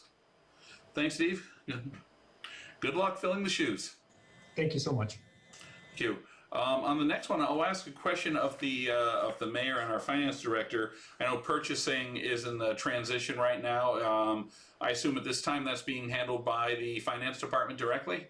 All right, so we'll put that one off as well, and we'll take care of treasurer and traffic and parking, and then do the departments that you're stuck here for anyway. That's okay. So we'll take care of the treasurer department. Suddenly Lisa has changed to Kathleen. Thanks. That's it. Yeah. Good evening. The treasury is made up of Server, payroll coordinator, a principal clerk, and myself. Let me just grab quickly, because we have on this one, just for everybody's benefit, we have, this is tab 9, but it also contains information in a bunch of other sections. I just got to double check this here. We have our debt service expenses. I just want to make sure of something quickly. Okay. Yeah, we'll have to jump. I believe we will have to jump sections a couple of times on this because of the enterprise funds. So just to make everybody aware. So sorry about that. Just go ahead. I was just want to make sure everybody was on the same page with that. The city has a new assistant treasurer, Rachel Blaisdell, who will come before you for appointment on Thursday. She has hit the ground running. She has really done a fabulous job. She looks forward to becoming certified. She's really very excited about being part of municipal finance. So we're really she's an asset, and I really am happy to have her. The expense side of the budget is education and training, and that is for certification, recertification at the annual Treasurer Collector School at UMass in Amherst. Contracted services is for a maintenance contract on the check sealer. The tax foreclosure services is for advertising of tax title properties that Bonnie, the tax collector, identifies as properties that to enter into tax title. The office supplies is as it's stated. The checks and forms are for our payroll checks. Believe it or not, we still do print some. Accounts payable checks and our direct deposit forms. The credit card fees are based on soon to be 10 locations that the city has credit card services for. For calendar year 2020, the city had close to $19.3 million in credit card sales, which was comprised of about 37,000 transactions. The debt service comes from Hilltop Securities, from previous CIP loan orders that have been approved by councils. And Hilltop Security provides us with that amortization schedule. And that is what I have for Treasury. And then when we go forward with the other assessments. All right. Entertain any questions? Any questions for our purse strings? Seeing what is the trend on the debt service side? I know we've did some more bonding the last couple of years. We also have a good amount of debt that's been coming off the books the last few years as well, and going into the early 2020s. I remember seeing that in the pattern. So, how has debt service been going overall? It has been staying pretty steady as things go on, as the mayor had said before, in terms of that level. You know, you don't want any dips or any highs and the lows. So to really manage, and our bond counsel, Jay Gonzalez, has offered to do a debt affordability study with the city. So I think that will be, something that, to really review and get ourselves familiar with that. So the overall debt service has been relatively level? Yeah. That's positive. Any questions or comments on this from members of the council, or if the mayor would like to add anything to this? I want to thank Kathleen for her efforts, and would just acknowledge that, right now with the capital needs that we have and interest rates low, we're trying to be smart and forward thinking about how we utilize resources and assets at our disposal. We know that we're always trying to spend other people's money, meaning maximizing our opportunities for grants, leveraging those dollars to take care of our capital needs. But I want to call out, we're an old city. We always are going to have infrastructure needs. We want to invest in public spaces, in school buildings, in municipal buildings. So the idea that how we use debt is really important for us in terms of how we structure the debt, that we have and to meet the needs from a capital perspective that we know a city of our age and our size and with our value system needs to maintain.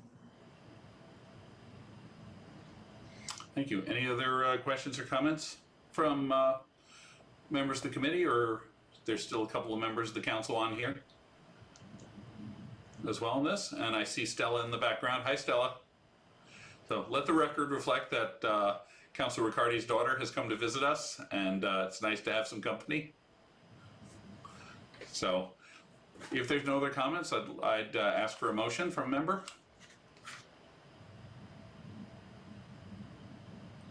Anybody? Councilor McCarthy. Unmute as well. Sorry about that. Saw you talking to yourself. No, I do that too.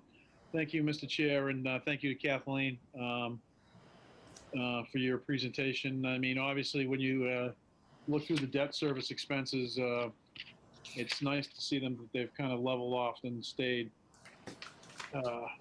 consistent, which makes it it's good when we think through things and take on debt and then have debt come off as we're taking on additional debt. So I take that example once again as a car payment. It's a steady car payment without spikes, which is helpful when you're climbing debt expenses are bad. Yes, climbing debt, so especially with spikes in them. So I think that's good, but thank you for all that you do.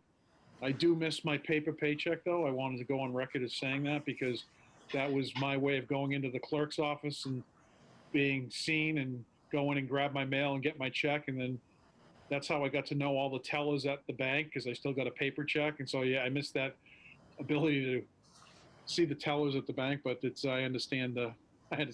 But anyway, all that being said, I move approve Treasury General Administration personnel in the amount of $263,033.42. I further move that we approve total Treasurer's General Administration expenses in the amount of $183,859 for a department total of the amount of $446,892.42. If you could add to that motion the remainder of the admin section. Sure. And then further move that we approve the department total in the amount of $6,470,520.75. For debt service expense. Debt service expenses. Thank you. So Councilor McCarthy moves to approve the departmental total of $446,892.42, along with the debt service expense of, which is also under admin, of $6,470,520.75. Do I have a second? Seconded by Councilor Riccardi.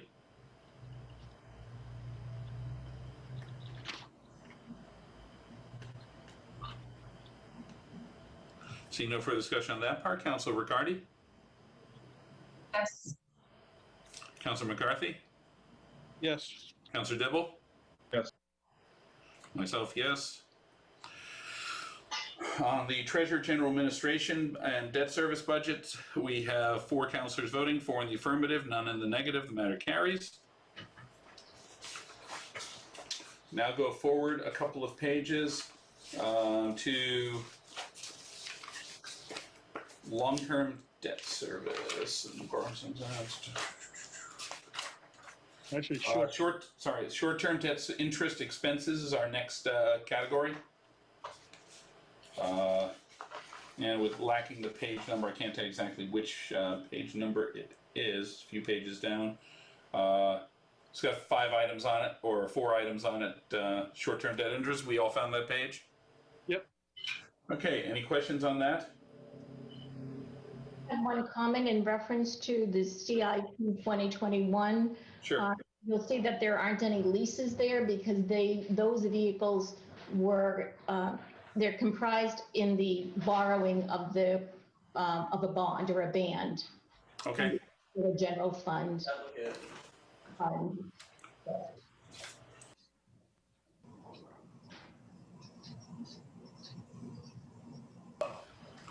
Okay, so let's see. Okay. Got it. Any questions on these?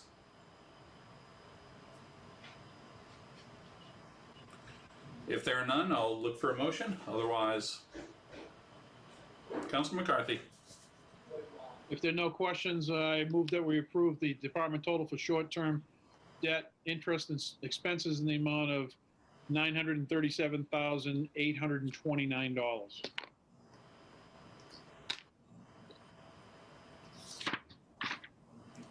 Okay, Councilor McCarthy moves to approve short-term interest expenses of departmental $937,829. Seconded? Seconded by Councilor Riccardi.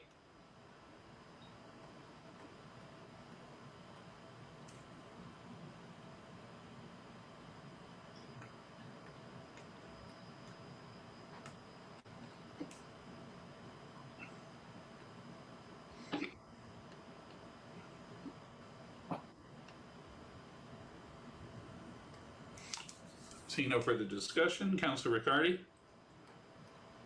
Yes. Councilor McCarthy. Yes.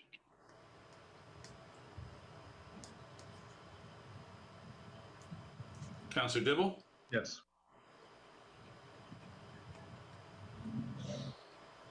Myself, yes.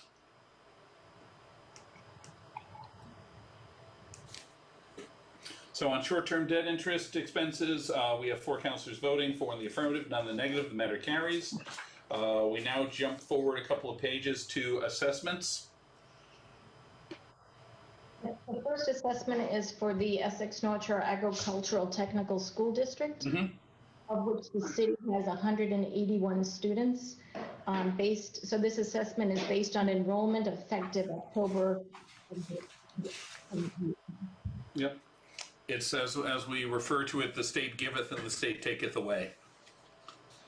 So we have one category on the Essex Tech because that one is a direct tuition that's paid by the city. And if you look down at the next one, just to explain this to anybody watching or members of the committee, on the state assessments expenses, we separately have school choice and charter schools because that's administered at the state level with the tuition transfers there, but we're a member of the Essex Tech District, so that's handled separately. So, any questions about the assessments that we are seeing? I'll ask the one question, this would probably be more directed towards the mayor. On the school choice side of things, I know the last couple of years we started accepting some students from other districts. How has that gone as far as bringing people into the district? Yeah, it certainly has increased the numbers by widening. We'd always had a school choice model at the upper grades, but we've increased it for this year heading into next year. We also have the New Liberty, one of our alternative high schools, which is set up as an innovation school that welcomes students from across the district. So we do have a few programs that specifically sort of work well across community lines.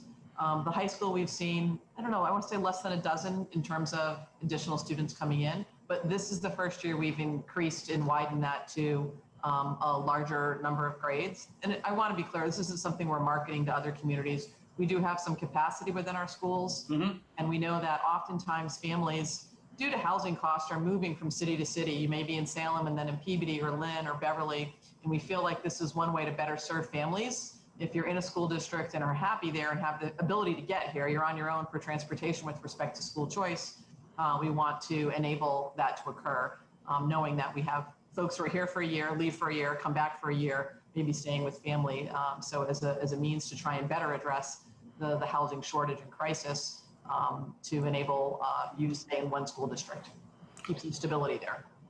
Thanks. So I'll ask on that. I mean, it's just when we do get those in, is that come in on the school side or does that come in through the cherry sheets? It comes in through the cherry sheet. So it comes out on an annual basis, or it goes out on the cherry sheets, right? If it's the school choice dollars going out. Sure. Okay, yeah, that was mainly to satisfy my own curiosity as how we're handling that. So, great, thank you. Any other questions on the assessments? Councilor McCarthy. Thank you, Mr. Chair. Through you to the mayor. On the Essex Tech and Voc assessment, what percentage of the school is our Salem kids making up now? I know I could go back to the school budget and find it, but since it's Yeah. apparent, yeah. No, I don't have the percentage off the top of my head. Kathleen, you don't know by any chance, do you? I know that we were at one point in the high teens. I think we've dipped slightly because we've seen communities like Danvers being a larger share. It was always, Peabody was number one, Salem, Beverly, Gloucester, sort of in the top four in terms of percentage of students. But there's more students from communities that you didn't traditionally see visiting the school or attending the school, in particular in Danvers. So I think we're maybe third or fourth right now. I still believe Peabody is the school that draws the largest number of students. Yes. I do have a chart of that, and I'm not putting my hands on it at the moment, but That's okay. I mean, I know that I was just wondering how steady our enrollment's been. I know it's very competitive, and I will say that when we did make that vote a bunch of years ago now to enter into that agreement to build out the new Essex Tech, anyone who hasn't had an ability to go over there, it is a beautiful campus. It's a beautiful facility, and it was probably one of the, at the time, it seemed to be a controversial vote, but it was probably one of the easiest votes I ever made, because I being a person who had the ability, was fortunate enough to get an education, but at the same time, I was able to learn a trade, and it's something I've been able to do my entire life. I think that, I think it provides unique opportunities for our youth, and it provides them some diversity in their, it lets them explore other means of, to how, to further their education and, set themselves up for, I always call it set themselves up for life. And it was probably one of the easiest votes I ever made. And I'm always very happy when someone comes up to me and says, oh, I was able to, I'm going to the Tech, because I think it's their choice to go there. It's very competitive. And once they get in, I think it provides them great and unique opportunities moving forward. So yeah, Councilor McCarthy, I do have the ranking. We're currently ranked number 3rd in enrollment of the 17 sending districts. Peabody is number 1, Danvers is number 2. Wow. Salem is 3, and I believe it's either Gloucester or Beverly that's right after us in 4. Yeah. Okay. No, because I know our assessment is broken up on the debt service on that too, is broken up by percentage. yes. Yeah, still paying for that beautiful campus. Yes. It's been a regional effort, so we know every community is trying to do their fair share, and for those of us trying to hire a tradesperson or frankly any skilled set right now, we know the shortage of workforce employees is so real. So it's necessary.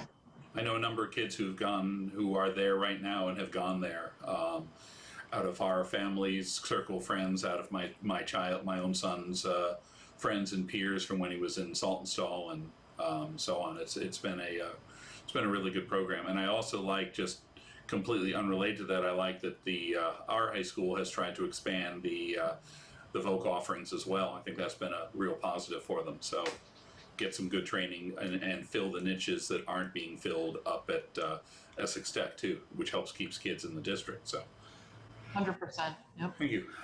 Any questions on this matter? Councilor Dibble. Thank you, Mr. Chair. These are still big numbers. I'm wondering, through you, Mr. Chair, to Kathleen, I guess, the number of students from Salem going on to the Essex Tech, and not all of them are going into trades. There's quite a few students over there that choose to go on and go to college, and they're doing a good job over there. But if we were able to do a better job here in Salem and retain students and keep them here at Salem High rather than go on over to the Essex Tech, how many students are going over there presently, and how much does it cost Salem per student? Not what our assessment is. What is it per student? Per capita, the exact, Salem has 181 students, and the per capita is one of the lowest in the region. The director, Hardy Riccio, would speak on that in terms of all other regional school districts. And I want to say it's around $17,000. $17,000 per student? Yes. But let's keep in mind, Counselor, that a portion of that is paid for through Chapter 70 aid. That is, that school receives state aid as well. So there's a combination of resources that go in. It's essentially taking a percentage of their overall budget and sending out assessments to each community based on enrollment, right? So you really have to better understand what that school's getting for their Chapter 78. They also have Essex Aggie, so there's a state aid component when the two schools combined. But certainly, clearly, if we had less students there, our assessment would go down. Yeah, the Chapter 78 that would be coming here is instead going there, and that's where we see, part of where we see this. Because Chapter 78 comes to us per student, and then we're then sending it off to, to Essex Tech as well as part of it. So the foundation budget comes here and then goes back out again. Any other questions on the assessments? If there are none, I'd look for a motion. Councilor McCarthy. Thank you. I move that we approve the department total for treasurer school assessment expenses in the amount of $2,602,988. I further move to approve the department total for a treasurer state assessment expenses in the amount of $9,427,073 and no cents. Oh, okay, do I have a second? Seconded by Councilor Riccardi.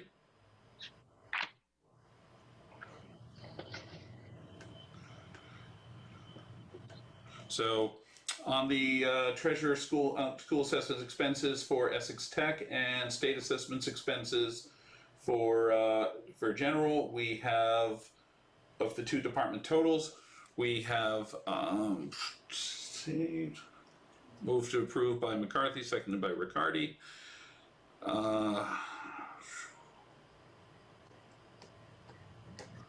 Councilor Riccardi. Yes. Councilor McCarthy. Yes. Councilor Dibble. Yes.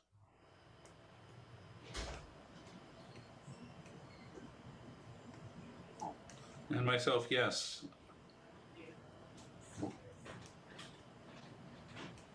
So on the matter of treasurer school assessments expenses and treasurer state assessment expenses departmental budgets, we have 4 councilors voting, 4 in the affirmative, none in the negative. The matter carries.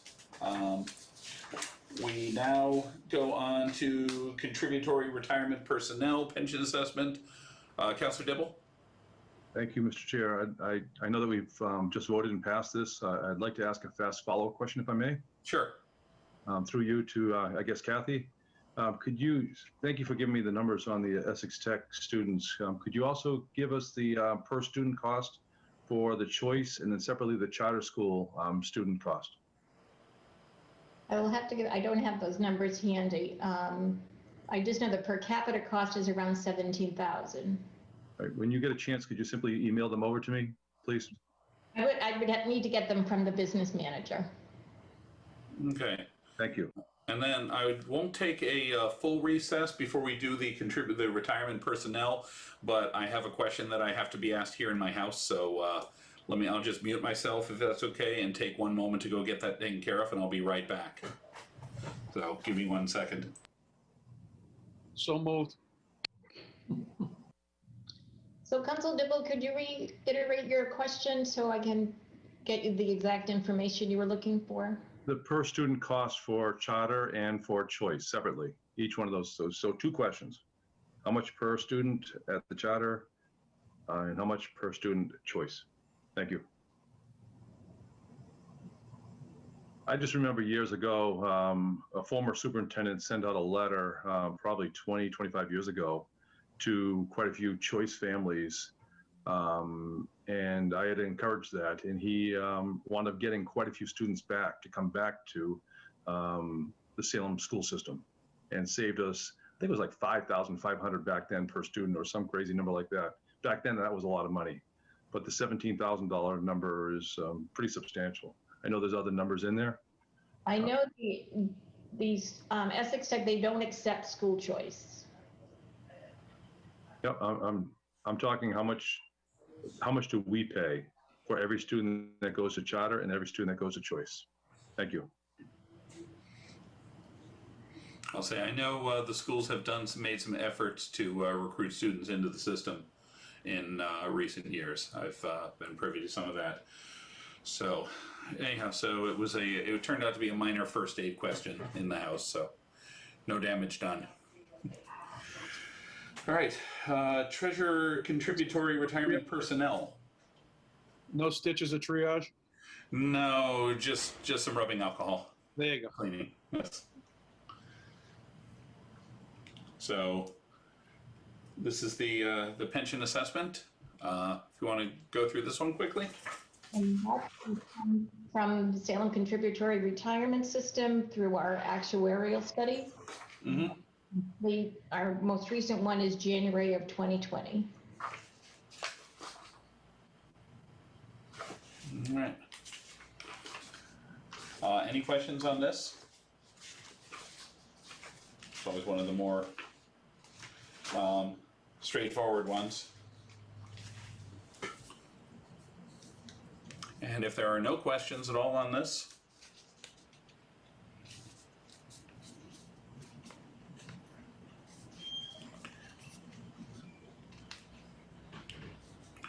don't all raise your hands at once. Councilor McCarthy. Thank you, Mr. Chair. Briefly, before I make a motion to Kathleen, so our retirement costs have gone up by, what's the difference? Is that close to $1 million? Yes.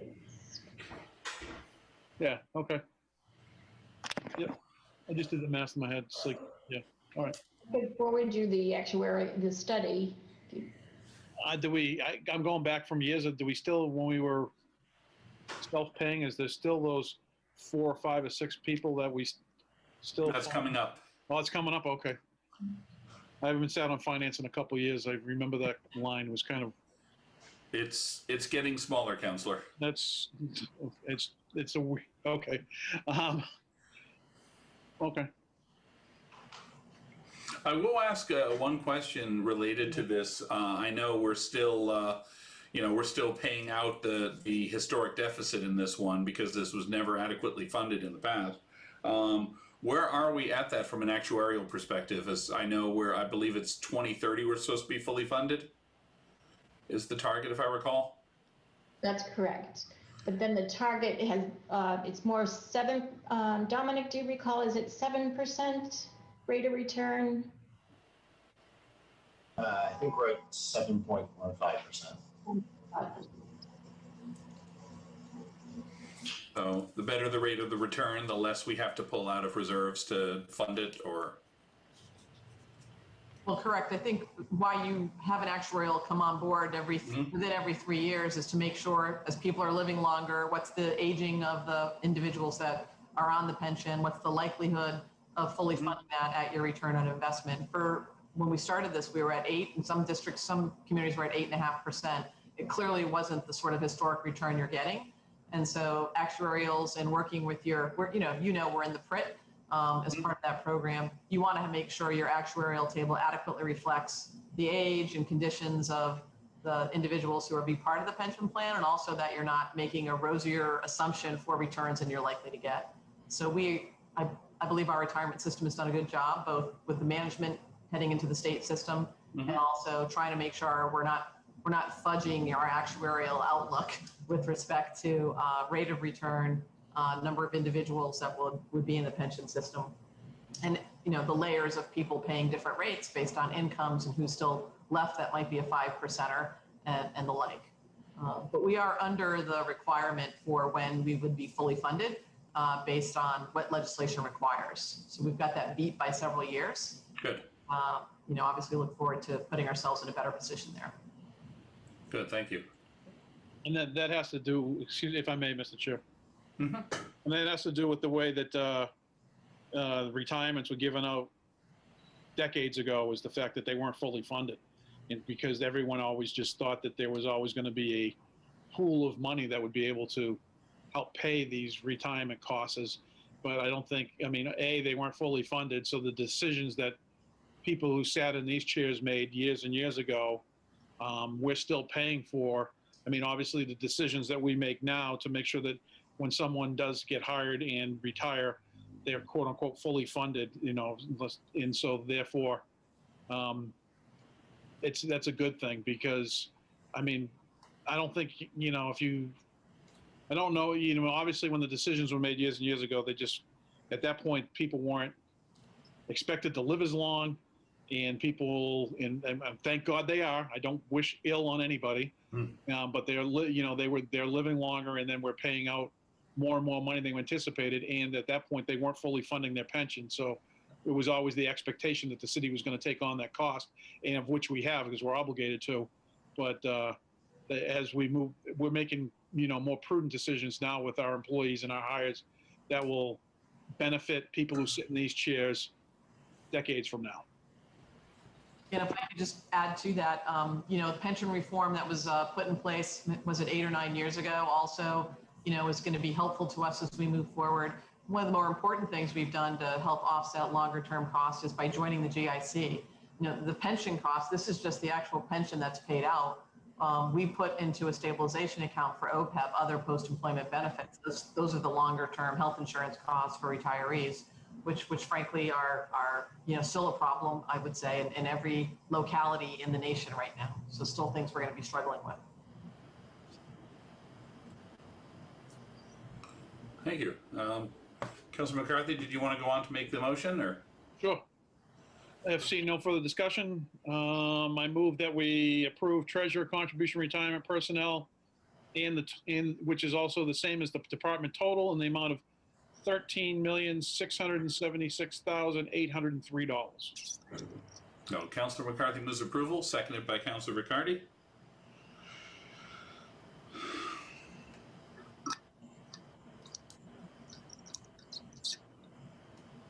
No further discussion. We'll call the roll. Councilor Riccardi?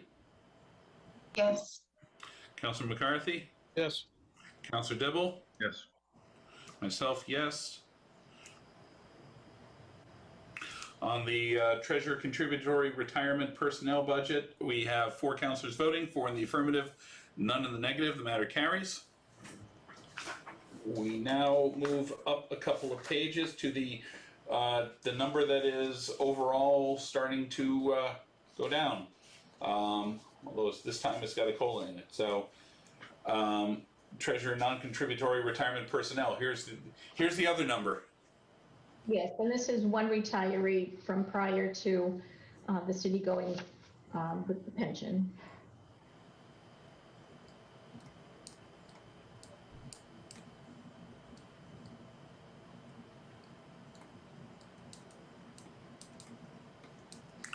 Any questions? This was like 4 or 5 when I started. We're down to 1, so. Any question on this? Otherwise, I'd look for a motion. Councilor McCarthy. Seeing no discussion, I move that we approve the treasurer Medicaid personnel department total in the amount of $1,278,186.86. Okay, Councilor McCarthy moves approval, seconded by Councilor Riccardi.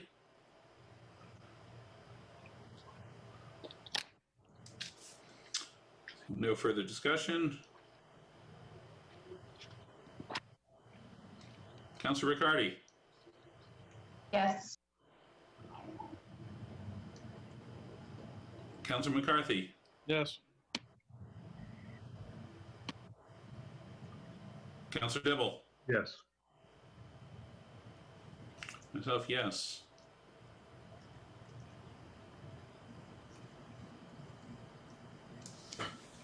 So on the treasurer non-contribution retirement personnel budget, we have 4 councilors voting, 4 in the affirmative, none in the negative. The matter carries. We need to vote for the salary, the 10,315.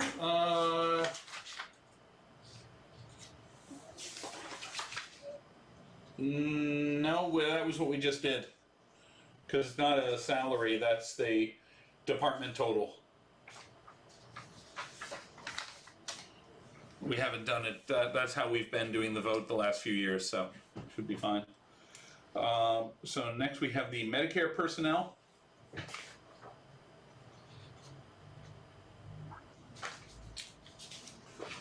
Which looks... One on 1.45% of Medicare portion of salaries. Okay, just one second. Any questions on the Medicare budget? If there are none,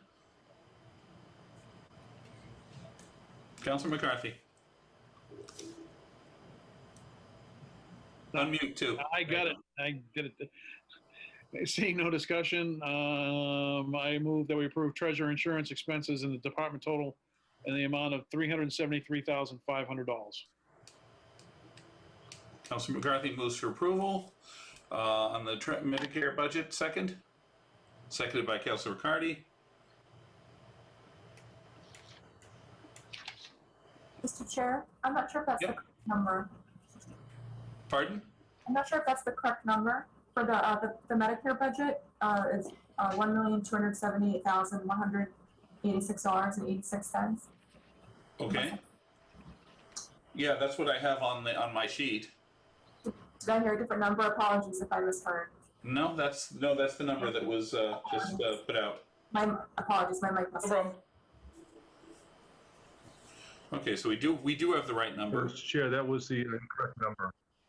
Pardon? Mr. Chair, that was the incorrect number that was read.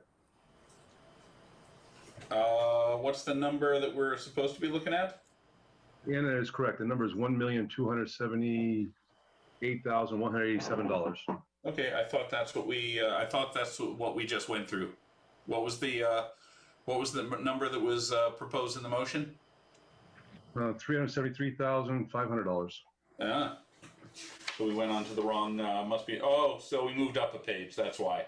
That's the insurance premiums. My bad. Councilor McCarthy, would you like to correct the motion?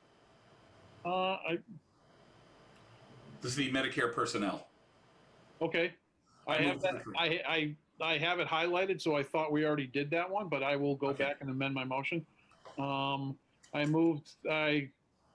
withdraw my previous motion and moved to approve treasurer Medicaid personnel in the amount of $1,278,186.86.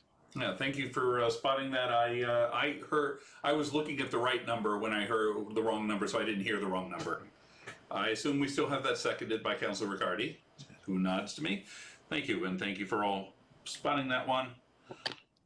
Seeing no further discussion on the correct number of $1,278,186.86.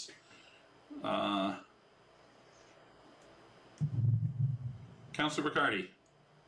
Yes. Councilor McCarthy. Yes.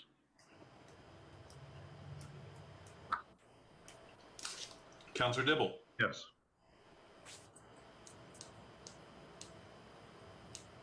And myself, yes.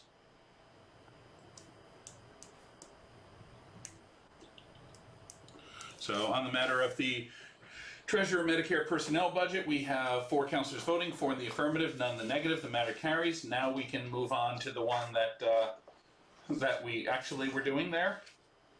Insurance expenses, premiums, deductibles. Yes, this number is given to the city by Maya. Mm-hmm. So we get a little credit on that too, which is handy. And on the $300,000, that part is apportioned over to the schools for their budget. That's correct. Yeah, making sure everybody knew that part. So.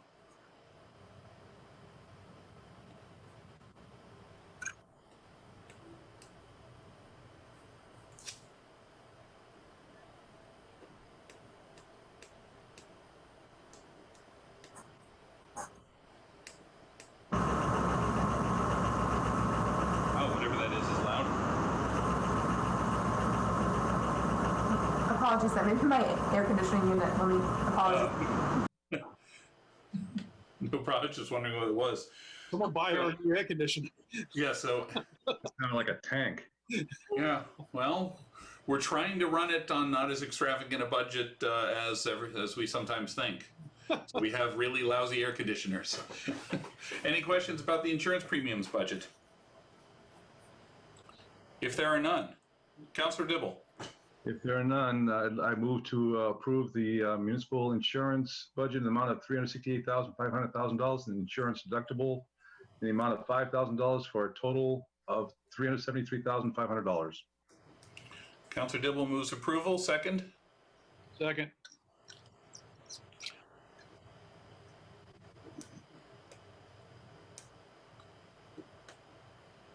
Second by Counselor McCarthy. Seeing no further discussion on the departmental total for insurance expenses of $373,500. Counselor Riccardi? Yes.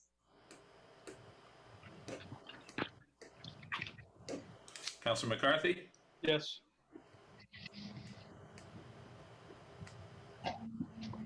Counselor Dibble? Yes. And myself, yes.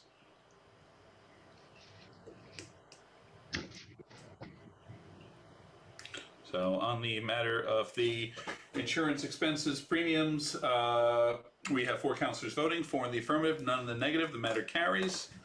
So now we have to do some section jumping to get to the various enterprise funds that are under the treasurer's side. So hang on one second on this.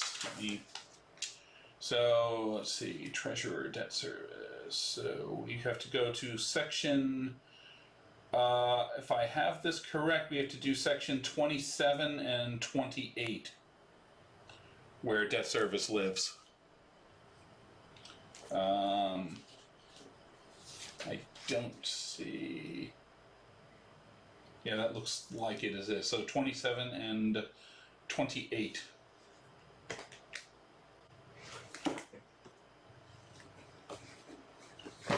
And on public services, sewer enterprise, we go pretty much. Let me just see here.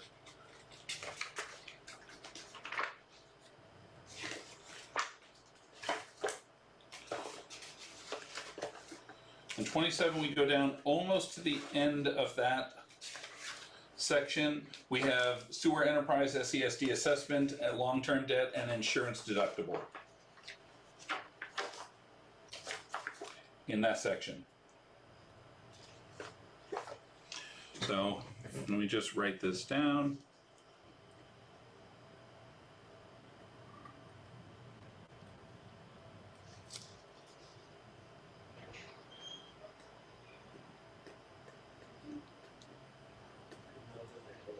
So we start with our SESD assessment.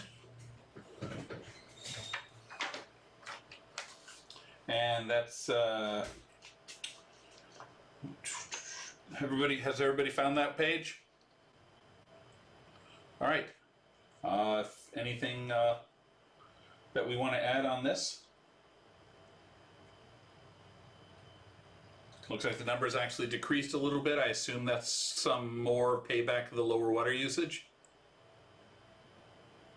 That we're the lower, we're not putting as much through right now, but.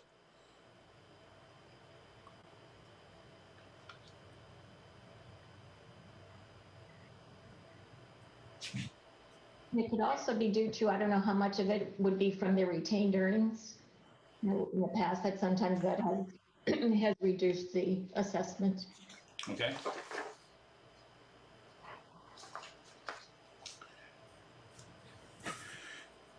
Any questions on the assessment?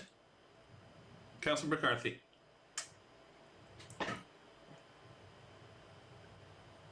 Yep. There you go. Thank you, Mr. Chair. Through you to the mayor. What is our host fee or host or our agreement for how much the Southeast Essex Sewer District pays Salem for their ability to be housed down on Fort Avenue? And if we had any movement on trying to increase that number, I know that you and I have had these conversations in the past, and I know that the SESD is a quasi-state agency, and once they set it up, they set us up with a number, and every year it stays flat. Does that appear here, or is that someplace else? No, that would come in on our revenue side. So we do receive a payment from SESD of $500,000. It has never moved. It was built into the legislation that created the South Essex Storage secondary treatment plant and facilities. We do not feel it's a fair assessment at all, given the amount of land that they own. We do not feel it's a fair assessment, given the fact that an increase is warranted. We have tried to push forward language with both Representative Tucker and Senator Lovely for an escalation clause so that we could catch up, try to catch up, and keep pace with what we see our own residents paying, and requires a vote of the South Essex Storage Board in order to do that. And we have not been able to get a majority of members on the SESD board to support either an escalation clause, a change in the pilot payment. We've put forward several models and have had little success in getting the sort of support we'd like to from other regional partners in the district. Okay. No, thank you. I know it's one of those things that, as I stated previously, I haven't sat on finance in probably 2 or 3 years, but that's one of those things that's always stuck in the back of my head wherever we flip through this budget is that number stays constant, and it actually should be going up, but I wasn't sure if it was reflected here or someplace else, but I appreciate that. Thank you. Yeah, absolutely. SCSD's own valuation of their equipment and their property would equate to a much higher number in terms of tax revenue. I'd welcome a partnership with the council to try and work with Senator Lovely and Representative Tucker to try and tackle this again. We're not giving up, but thus far we have not been able to move. I believe it's, Danvers, Marblehead, and Beverly who have so far been unwilling to move on that number. Thank you. You'd think that what they send through the pipes doesn't stink. So I'll ask, and then I'll recognize Councilor Dibble. I do have one question. So under the legislative side, we can't do that without pre-approval by the board to seek that having done, or could that be done at the legislative level regardless of their desires? Yeah, it's a little cloudy on that point. We believe it can be done legislatively, but obviously on the North Shore, you'd need the support of others. We couldn't just do a home rule petition, to do it. It does require some level of collaboration based on the way the legislation was drafted. Mm-hmm. Now, we could theoretically try to get a amendment to that legislation passed through and build support for that. And that might be something from at least a public relations perspective with the rest of the state. We might be able to get some support for that, even the rest of the state, even if it's reasonable, even if our surrounding communities don't particularly want much to do with it. Well, and we're only trying to be fair. We're not trying to break the bank in any of the other communities. There's a larger impact in our city, and that's land that isn't obviously going to be used for anything else. There's trucks, there's impacts from this particular use. So even a couple of % a year would. You got it. Yep. Would help. So, Councilor Dibble. Thank you, Mr. Chair. Through you to Mayor, I guess. Mayor, when was the $500,000 established? What year? And how much do you think it should be right now this year? So it was established when the SCSD plant moved forward with their secondary treatment. So I would go back to the late 80s. I don't have the date, the specific year right in front of me, Councilor. We started tackling this. You want it on? Maybe, I don't know, Councilor McCarthy, if you recall, maybe I'm trying to remember the exact year. Over time, we identified this as an issue that we felt was something that would improve our revenues and in a probably 8 or 10 years ago. Yeah, I was just going to say, I think it may have been within the decade for sure that we identified this and looked at their own audited reports. If you took their value based on what they think their equipment, remember that's the land is one value, but the buildings and the equipment in there, they would be paying substantially higher. It'd be a 7-figure number. We suggested to them, how do we catch this up? Can we have a formula? Can we start with an escalation clause? Recognizing that this would be something that other member districts would have to pay for, right? The pilot would be split between the 4 other communities. And we just have not had a lot of success in getting support among the majority of the communities. It takes a majority vote. And legislation. So I do think it's worthwhile for us. We'll continue our pursuit of legislation, but doing that with majority support of the board, would be would make it a smoother process. So again, Mr. Chair, through you, Mayor, approximately how much do you think it should be? A ballpark number? Yeah, I think it's 7 figures at least, Counselor, is what, if you valued it based on what SESD's own valuation of their building and their personal property, the equipment on site. I can get you, we have the memos that we created. I'd be happy to follow up with that information for you, but we've tried to skin this cat a couple of different ways. One, here's just the number, let's go get it. This is based on your own valuation. Or two, how do we ramp up slowly over time, knowing that it could have impacts on, impacts on SOAR rates in other places. Thank you. Thank you. Any further questions on this? It's a topic of discussion every year, but as you saw, even my cat was interested in this one for a little bit. So if there are no further questions, if on this, if a member would like to make a motion on this.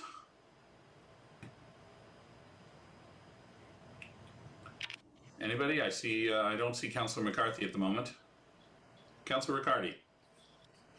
I move to approve I want to make sure I'm on the right page. It's the first one too, but I don't see a name. SCSD assessment. Sewer Okay. assessment. I don't know if that was the correct name. Budget of 4,000, department total of $4,735,813.29. Second. Seconded by Dibbles.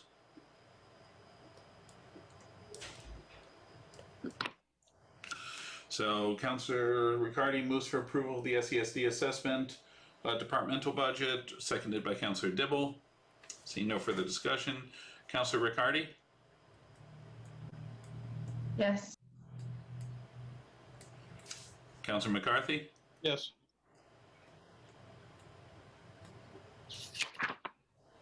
Councilor Dibble? Yes. And myself, yes.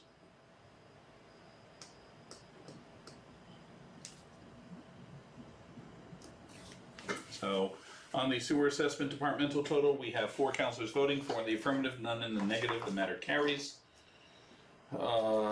Next column, we have debt service.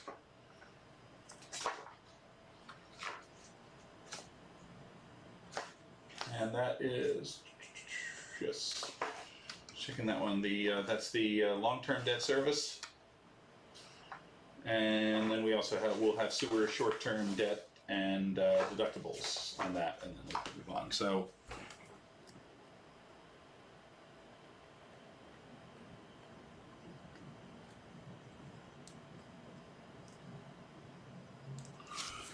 on the long-term debt, anything that we want to cover here?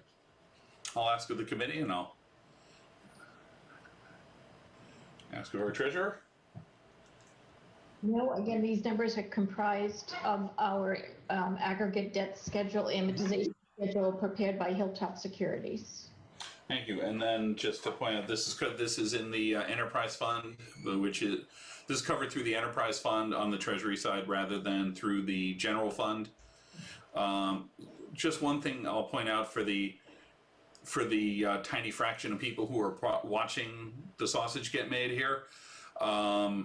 There's a difference between how Salem handles our budget versus how other communities. We have our enterprise funds rolled into the general budget, so we cover them there.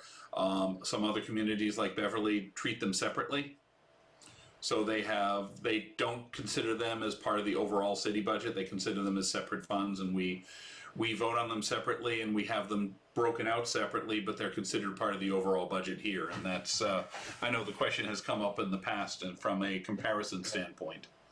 So that makes a big difference. So if there are no questions on the sewer debt service, I'd look for a motion or any other questions. Councilor McCarthy. Seeing no questions, thank you, Mr. Chair. I move that we approve the department total for sewer debt service in the amount of $1,930,000. No, excuse me, $1,930,488.00. So Councilor McCarthy moves approval. Second? Second by Councilor Riccardi and Councilor Dibble almost simultaneously, but I give the tie to Riccardi because I saw her first.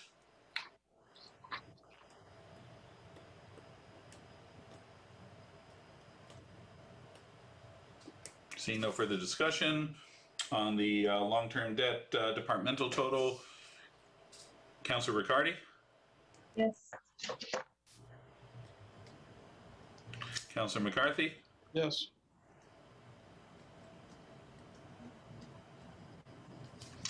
Councilor Dibble. Yes. Thank you. Myself, yes.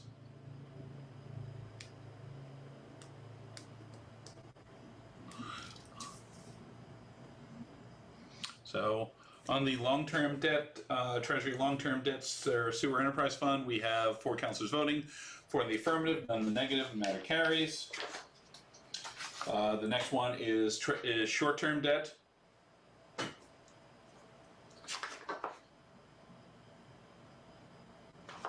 Which is pretty straightforward also.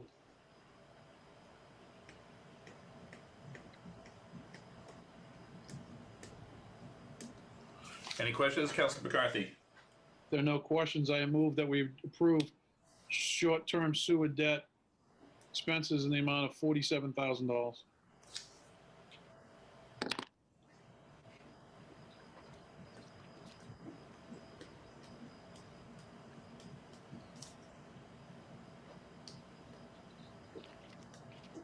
So Councilor McCarthy moves approval, second by Councilor Riccardi.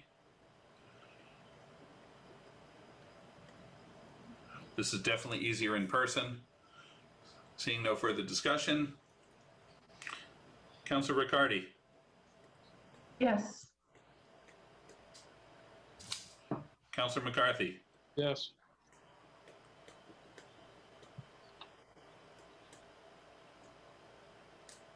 Councilor Dibble, Yes. and myself, yes.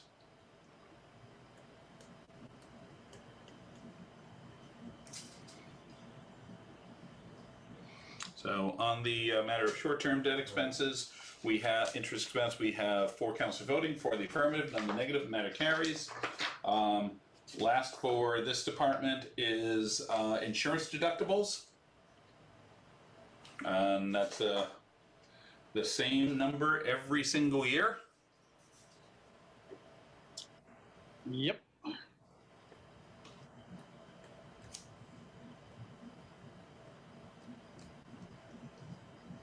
Councilor McCarthy, If there's no discussion, I move we approve the department total for insurance for the sewer enterprise fund insurance deductibles in the amount of $5,000. Second. Thank you.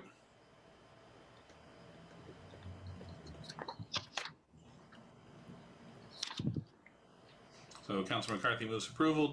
Councilor Dibble seconds. Seeing no further discussion, Councilor Riccardi, Yes. Councilor McCarthy, Yes.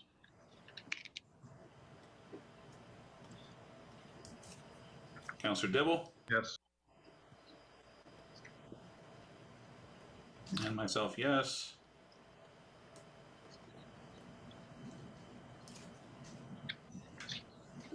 So on the enterprise fund insurance deductibles, we have 4 councilors voting for the affirmative, none the negative. The matter carries.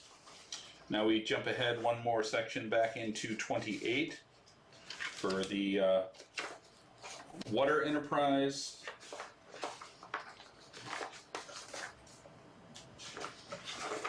And the water split of things. And we move to the long-term debt there and short-term debt, and then, you know, deductibles there as well. And so, and the water supply board is in this one where the sewer assessment's there. So first we have the water long-term debt service.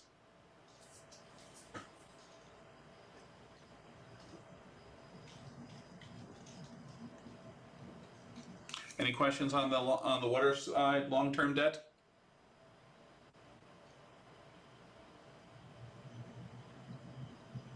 If there are none,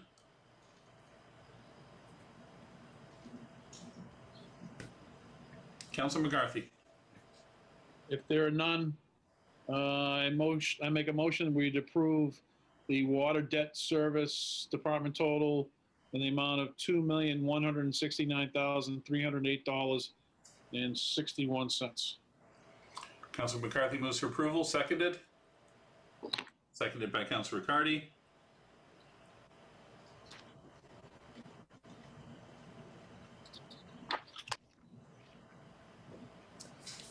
Seeing no further discussion, Councilor Riccardi.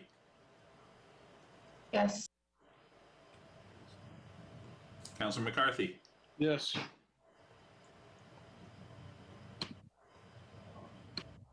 Councilor Dibble. Yes. Myself, yes. So with 4 councilors voting, 4 in the affirmative, none in the negative, the matter carries.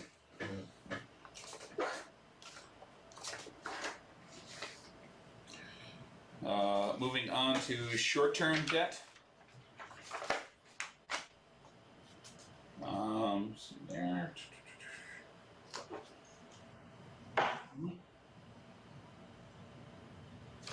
Any questions on short-term debt?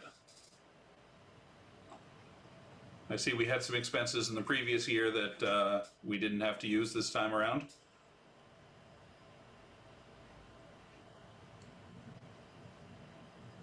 Any Yes. questions or members?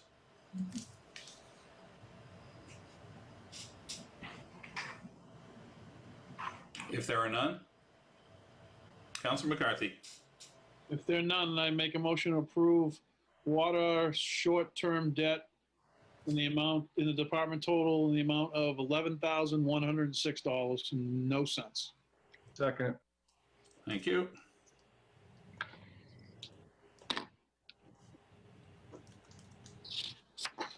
Councilor McCarthy moves approval of water short-term debt, seconded by Councilor Dibble. Seeing no further discussion, Councilor Riccardi. Yes. Councilor McCarthy. Yes.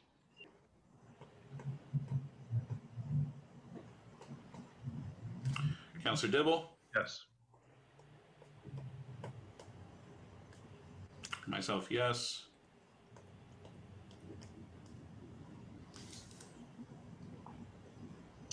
So on the subject of short-term interest debt, we have 4 councilors voting, 4 in the affirmative, none in the negative, the matter carries. Next, we have our water assessment. Which has, like to see that one over time. I remember it was higher some years ago and it was dropping for a while, so now it's starting to tick back up a little bit. Everybody's staying at home this past year. Mhm.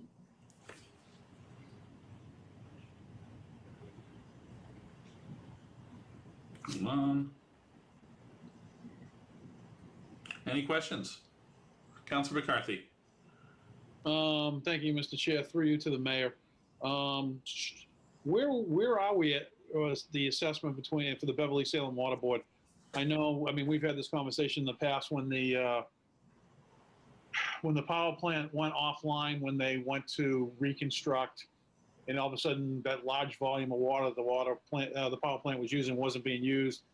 There's safeguards in the way the system was constructed that you couldn't just take that amount off. It had to go over, I believe it was a 3-year period.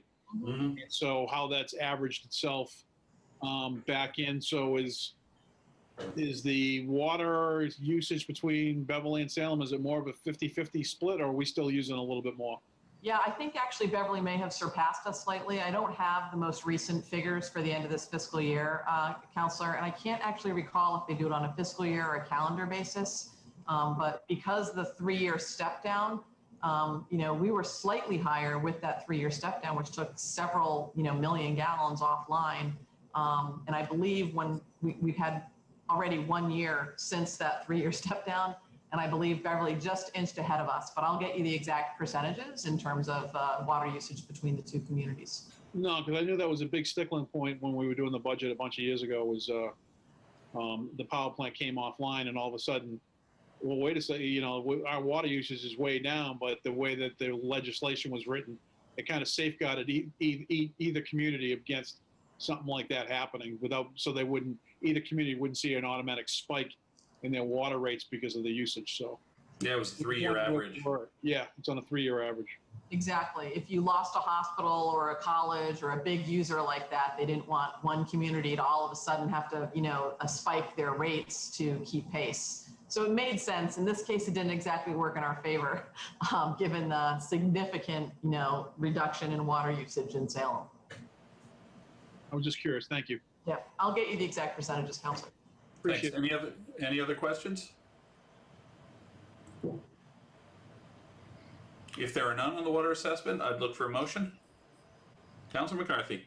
Thank you, Mr. Chair. There's no other discussion. I move to approve the water assessment in the amount of $2,785,000. Oh, hold on. $2,785,009.00. Thank you. Councilor McCarthy moves approval. Do we have a second? Seconded by Councilor Dibble.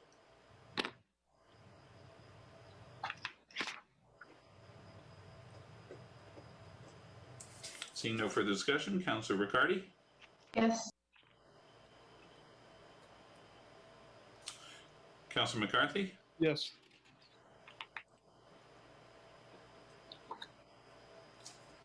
Councilor Dibble. Yes. And myself, yes.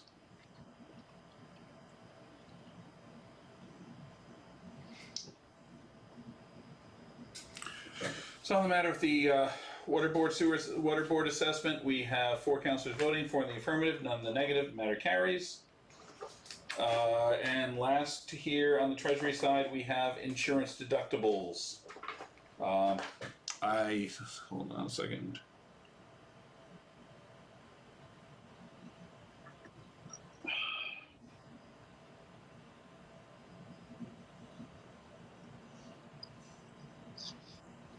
Okay, I assume there's going to be virtually no discussion on this one. So, Councilor McCarthy.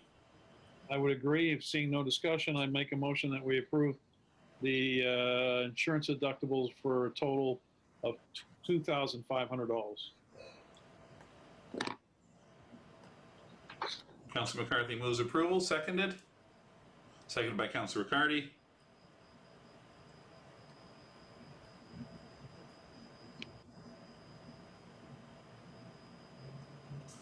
Seeing no further discussion, Councilor Riccardi.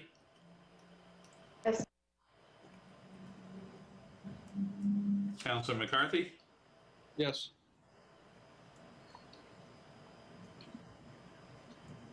Councilor Dibble. Yes. And myself, yes.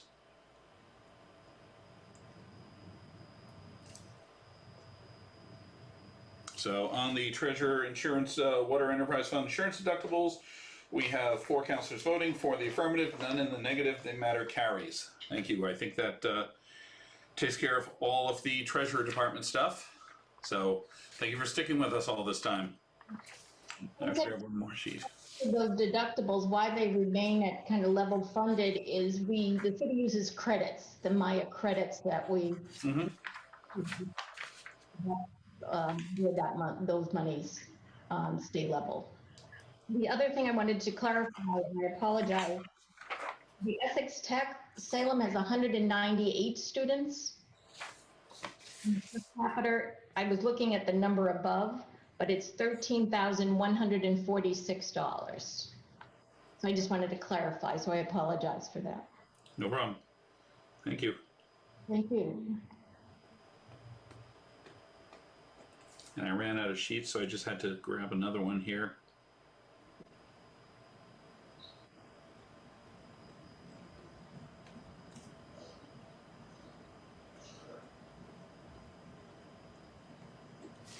All right. So with that, we now hit the last regular department before before everything is up to Anna and the mayor. So traffic and parking. Thank you. We have Kucharski here. Thank you for hanging out this long. Let me just check the tab that we are using for that one. So.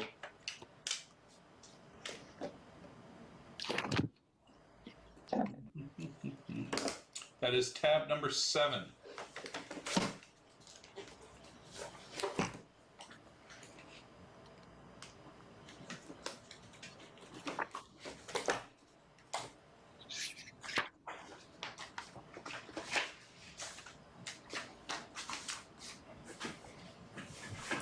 So we'll start, yep, Councilor Dibble. Thank you, Mr. Chair. Can I make a suggestion for next year that we take Dave in the traffic and parking department first? Because he's been really good just sitting there. I've been watching him, waiting for his department to come. Yeah. And he's been well behaved, so thank you, Dave. No, he's held on very nicely. Yeah, no, we hit all the departments with finance and the mayor's office traditionally going last. Somebody has to be first and somebody has to be last as it works out. And poor Dave got it this year. Maybe next year he can go first. It's the order they printed it in. So. Thank you. Thank you, Mr. Chair. So the traffic and parking department is made up of a staff of 19 people.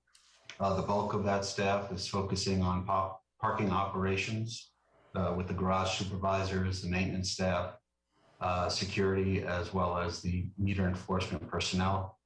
You'll notice on the spreadsheets here that we are asking for an additional full-time enforcement. This was something that I was planning to bring last year, but once the pandemic hit, we had to remove. And since that time, we've introduced Sunday enforcement. We're looking to expand paying for parking in the Willows, and I know there's discussions to introduce that in Forest River as well. So I think we definitely need that additional enforcement, specifically on the weekend periods, and we're hoping that the approval will allow us to introduce that to the department. Mm-hmm. The remainder of the personnel in the traffic and parking department obviously focuses more on mobility programs, such as the on-demand ride share that we launched this past December, the Salem Skipper. We're working on launching a community car share program as well. And next week we're having a kickoff for the Blue Bikes bike share program to reintroduce that. We've also been heavily involved in the outdoor dining throughout the pandemic, as well as the traffic calming program. You'll see in our expenses that some of the increases to our contracted services is to cover some more consultants that we work with for traffic calming, surveyors, designers, to do more of these tactical, quicker approaches rather than the larger capital projects that engineering typically oversees, as well as some of the operations costs associated with the bike and car share programs that we're hoping to launch. In addition, there's some increase in our building and equipment maintenance for the garages. This is separate from the larger capital projects that we're continuing to move forward with, but this is more of providing that more of the maintenance to maintain the work that we've executed. As you know, last year we completed the first level of the Museum Place garage. We're looking to hopefully start work on the roof come next year, but we want to make sure that those efforts are maintained over time. So we're starting to flush pipes on a regular basis, paint lines, sweep the areas. That's basically the big picture things. I'm happy to answer any questions you might have. And I'm not sure if we're discussing capital at the moment. Yes, we are. I was going to ask you about that to start off with. So capital projects, I know we're about to start another phase on the Museum Place garage, and there's some other work. So if you could go into that. Sure, certainly. So yes, we're asking for about 1.5 million for the Museum Place. That would cover taking care of the roof and the ramp leading up to the roof, as well as ADA issues that we have identified through our transition plan on the second and third levels. There's a lot more structural issues up on the roof that we're going to contend with, thus the higher number than what we came to you last year for. In addition, we're looking to address the South Harbor stairwells. We currently have one of the stairwells closed due to safety concerns. We're working with our on-call engineer to develop plans and specs to go out to bid. And these funds would help us to replace the stairwells. These were identified in the maintenance report that we had done before the pandemic. And my hope is to start asking for funds to start addressing these, but obviously the pandemic put some of those things on hold because of the uncertainty. In addition, asking for additional $100,000 for garage improvements and repairs. This allows us to work with our on-calls to really flesh these plans out so that we could put them out to bid on the other items that were needed, as well as to deal with ongoing vandalism. We're still dealing with issues with the garage when it does rain. Thankfully, knock on wood, the mall is not being impacted anymore. However, our electrical systems are still being impacted because we have to address it, obviously. So that's what that additional funds are for. In terms of additional parking equipment, that's for additional meters, as well as getting involved in more of the charging stations, working with Gen I and Capital. It just made sense to try to consolidate some of that. We're working to upgrade the electrical charging stations in both garages. Those systems are out of date, so these funds would help to upgrade that. We're also pursuing grants to cover some of the costs associated with those upgrades. In terms of bike infrastructure, requesting $100,000. This is to continue to develop the bike master plan, to implement things such as the work that we're doing on North Street with the protected bike lanes that we had to put on pause because of some planned National Grid work that we weren't aware of at the time. This will help us to execute that work come next year, as well as further design plans throughout the city, furthering designs for Ford Avenue and other places where we're trying to have some more separated bike facilities throughout, as well as cover potentially expanding the Blue Bike system if we find that the system is popular and we want to add more stations. This will allow us to look at that and start seeing where we might want to include, such as North Salem, where we don't have any at the moment. Also requesting additional funds for the traffic calming program. I think, as you know, this has become a very popular program. It started as more of a shared streets program through the pandemic. The speed humps that we instituted last year are popular. We're working on putting those back out in the locations we did last year. We've refined those designs, but we're looking to expand it to other streets. We've gotten a lot of requests, and this will help us to further that, as well as I mentioned, leverage the other funding we're getting to do the surveying that we need, as well as hire contractors to put some of these equipment into the ground. We rely heavily on DPS, and they can't always do everything for us. And these are things that we want to try to get out in a timely fashion and then be able to remove before the colder months. So as that program expands, we would need to bring in more outside contractors to assist us in that effort. I think that is everything capital-wise. Again, happy to answer any questions you all may have. Okay, any members have questions for Dave? Councilor Riccardi and then Councilor Dibble. Thank you, Mr. Chair. Through you or Dave, I had a few questions mostly on the capital funding or CIP funding. The 100,000 that you mentioned for the bicycle infrastructure, you did mention the North Street project, which I'm happy to hear that is included in that. As you know, I'm definitely bummed that it was not able to be implemented this year due to the National Grid utility work.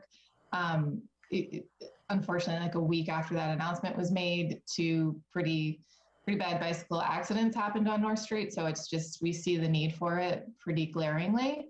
So I want to make sure that when we are ready, when National Grid is complete with their work, that we're not then saying, oh, we don't have the funds for it, or we can't move forward, we don't have this. So I just want to make sure that covers that project, or if it's not covering it, how much of a portion is it? If you could just provide any details on that, that would be helpful. Through you, Mr. Chair, I did engage with the designer who's been helping us, Tool Design Group, on the overall plan for North Street to see if we could potentially implement some of the measures they identified at that particular intersection. As you know, that's not part of the National Grid work. It's north of where the work ends. So they're working on submitting something to me to review and possibly implement.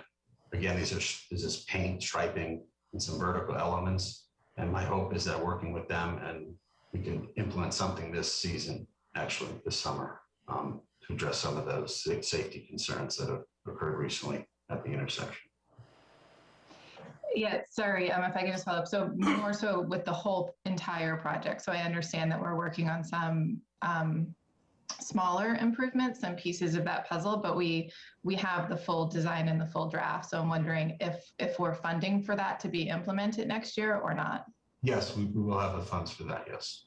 Like in April, right. So as soon as we can go. Okay, right. Thank you. And if you don't mind, Chair, if I have one more question on the, I'm blanking because now I want to call it shared streets, the neighborhood traffic calming programs. Similar question, will we be funded that come the spring, you know, as soon as the snowbanks are melted and we have the plans and, you know, we want to implement speed humps, for example, or do we have funding for those? Is that what that funding is going towards? I guess I just want to be clear on that. Yes, I mean, it obviously can't tackle every single request we have, and that's one reason we've developed a prioritization tool that helps us to assess, because there's, I think, more demand that we can meet, but I think it'll allow us to expand it each year. And what we're trying to do is learn each time how best to, what the design should be, as well as how we can implement it in a more timely fashion. This particular year, well, last year was obviously the first. It was under very quick circumstances. It was based on grants that we'd received from the state. We learned a lot of things and we worked on tweaking them. My hope is that those lessons will allow us to implement them sooner.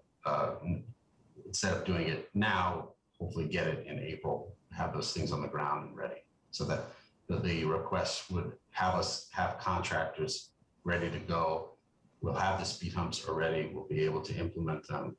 And my plan is to purchase some additional ones and develop those designs over the winter months for those additional locations that we're in the process of looking at now. Excellent. Thank you. And if I may, Mr. Chair, just one more question. Yes, no, go ahead. Are we still looking into sponsorship options for those additional blue bike hubs? I'm trying to forget what the term was for locations. As you mentioned, there aren't any in North Station, and it was definitely a well-used location when we had Zagster. So I am hopeful to get some up there, but I do know that there's a cost, and I'm hoping that we can, you know, find additional sponsors for those. Yes, we are, and that's in the contract that we can pursue additional sponsorships to help introduce more stations into the community. So yes. Thank you. Councillor Dibble, yep. Thank you, Mr. Chair. David, good to see you. I got 4 questions and concerns, if you would. The striping signage along Lafayette Street. When you're coming from the downtown through Ward 5 on Lafayette, there's so much traffic, cars are just going pretty slow the whole way. Unless you're in the middle of the night, then you can zoom if you would. But once you cross Loring Avenue, the cars seem to really speed up going towards Marblehead and into Marblehead. I'm not asking you to police Marblehead, but I'm concerned on your entire list here. There's nothing talking about that section of the roadway on Lafayette to the east of Loring Avenue, if you would. If you could just comment on that. We need to improve the striping there and better signage, something in there to get these cars to slow down. It was dangerous years ago, and then it was good for a while. Now it seems to be becoming more dangerous now. Just to clarify, Councillor, you're talking about from the intersection with Loring and West to the city line. Mm-hmm. We have some design plans that we've put together. I think I might have shared them a while back with both you and Councillor Turiel, but just given a bandwidth, I haven't been able to revisit them, and I'm happy to share those with you both again and get feedback. And I believe, I know that I think I have additional funding to, as long as we work out the details of that, we can implement some additional striping that would look to introduce protected bike lanes through striping in both directions on Lafayette with some vertical elements to enhance and attempt to slow speeds down.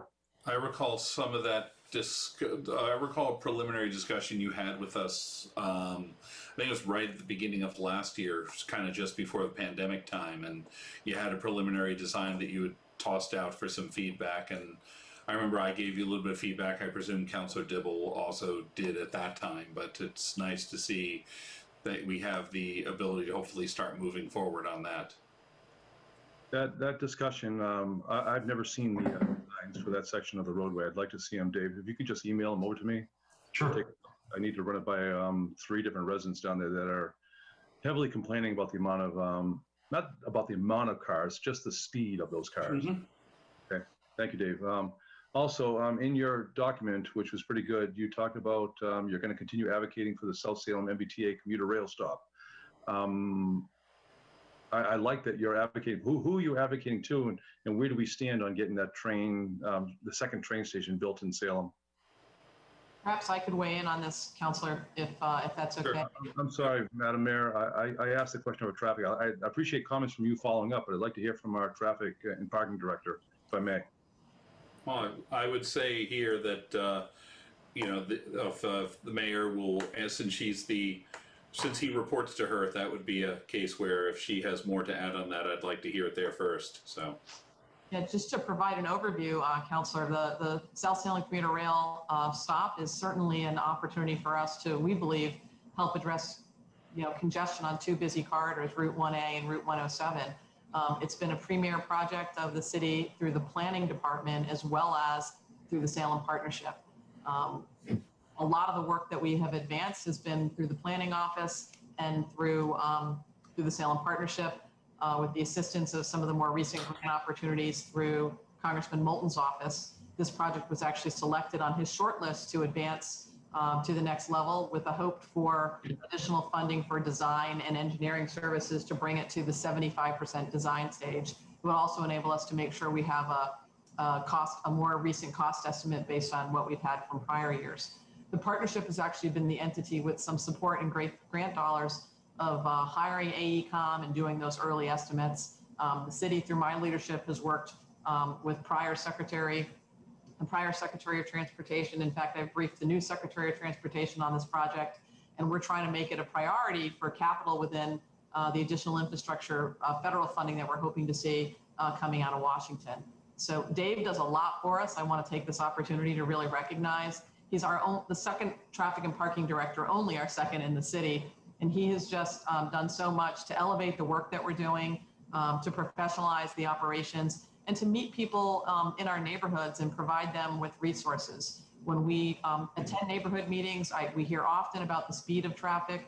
We know that folks want to have safer roadways. We also want to embrace innovation. So whether it's pop-up bike lanes that taught us a lot of things, some things that worked and some things that didn't, starting a new ride share service in our community car share service, and planning out complete streets and bike lanes. He's been an invaluable member of the team on so many levels, but a lot of the work is distributed. And in this particular project, Councilor, the South Salem Commuter Rail is something that both the planning office, myself, and the Salem Partnership have taken the lead on. While Dave has focused on a number of initiatives and is certainly aware of and a partner, the lead has not been in his shop. Through the chair, Mayor, I appreciate your comments on that. I've attended a lot of meetings on this. I was a liaison to the Salem Partnership for 2019. Even though we don't have liaisons, the partnership reached out to me and asked me to attend the meetings, and I did. I think I attended, 100% or 99% of the meetings that whole year. And they were very good meetings. And I had weighed in probably 2 years before that about the second train stop being one of the biggest things that we can do to help get cars off the streets here in Salem, reduce the traffic that we're having. But traffic's worse now. And this is not criticism at all. I was really happy to see Dave had listed advocating for the South Salem MBTA commuter rail stop on his list. So that was a good thing because I hadn't heard him or your department chime in at the meetings along the way back in 2019, et cetera. So I was curious why it's added to this list and who you're advocating to. I think it's providing support, like the mayor said, to the mayor's office, to the planning department and others It just, given that it's another mode of transportation that we're trying to support and expand and give people options to get around the city and looking at it from a regional perspective. As the mayor said, I haven't took the lead on it, but I think it's part of the department's role. We work closely with planning on a number of initiatives, this being one of them. I appreciate it. Thank you. Mr. Chair, the third, I've got 4 points. The last two are fast.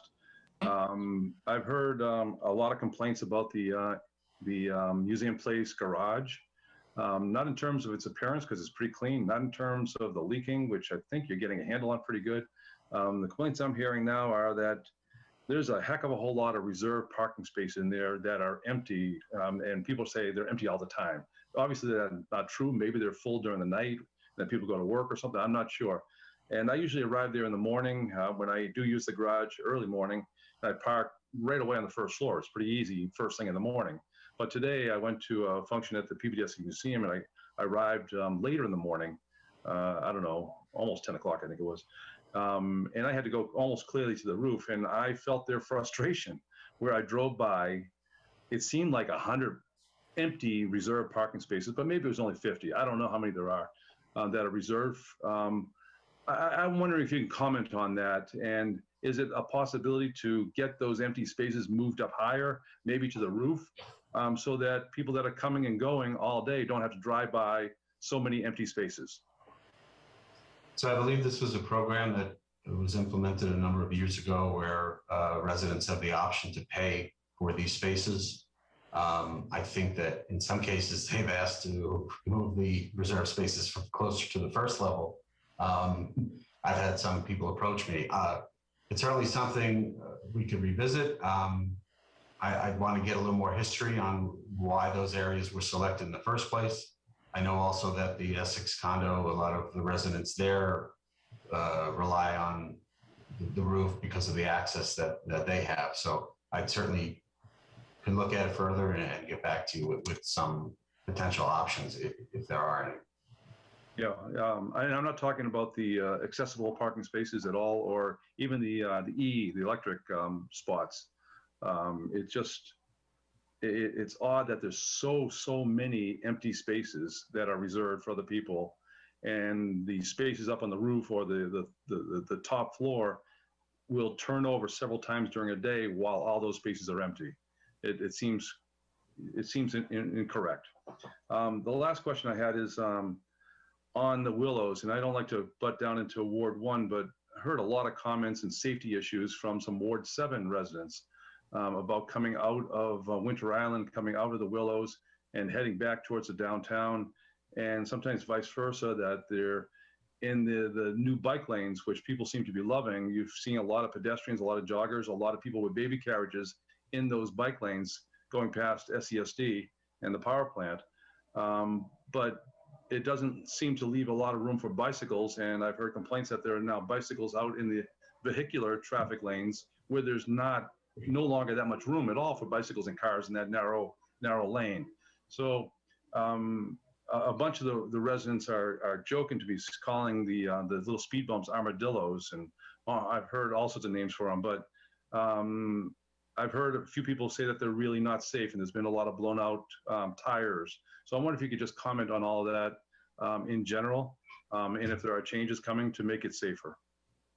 So in terms of the intersection with Fort Ave, Columbus Ave, Winter Island Road, we have brought on a different consultant from the McMahon Associates to start looking at more of a permanent design for that intersection. As I'm sure everyone knows, there's a lot of pavement out there. And when we introduced what I've been calling a shared use path, not necessarily bike lanes, it was intended not just to be for cyclists, but for people who are walking. And you'll even see the signage that we put up. It has the little pedestrian and the bike for the crosswalks on both ends. That it's really intended to serve a lot of different people. That being said, McMahon Associates will be coming to a Traffic and Parking Commission meeting next Thursday, to start getting feedback from the public to help formulate a design moving forward, more of a permanent design where actual curb is being reset. A survey was recently completed in that area so we could get a sense of what drainage will be like with the new geometry in that location. In terms of the armadillos, I'm working with them also to reassess, do we need as many, their placement? Can we remove a few and maybe have them 40 feet apart instead of 20? This was a material that's been used in other parts of the country and the world. It was something that we did some research on, and it's intended to provide some vertical separation between the pedestrians and the cyclists that are using the multi-use path and the motorists. And the whole goal with the design was to slow motorists down. One of the first things I heard when I started here was how fast vehicles were traveling on Fort Ave, given the width and the fact that there was just nothing else out there.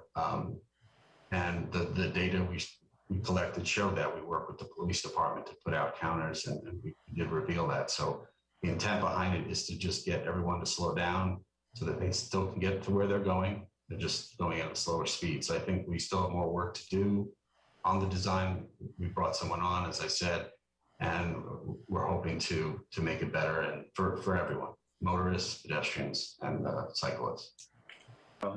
Before you, just let me add to that quickly before you go on with more and more questions on this particular topic. I drive that route, drive that road pretty frequently. I like the effect that it's had on my having to kind of slow down and pay more attention. I like that aspect of it. I've also, before my doctor told me not to run so much, that's a road and a path that I've liked to run down.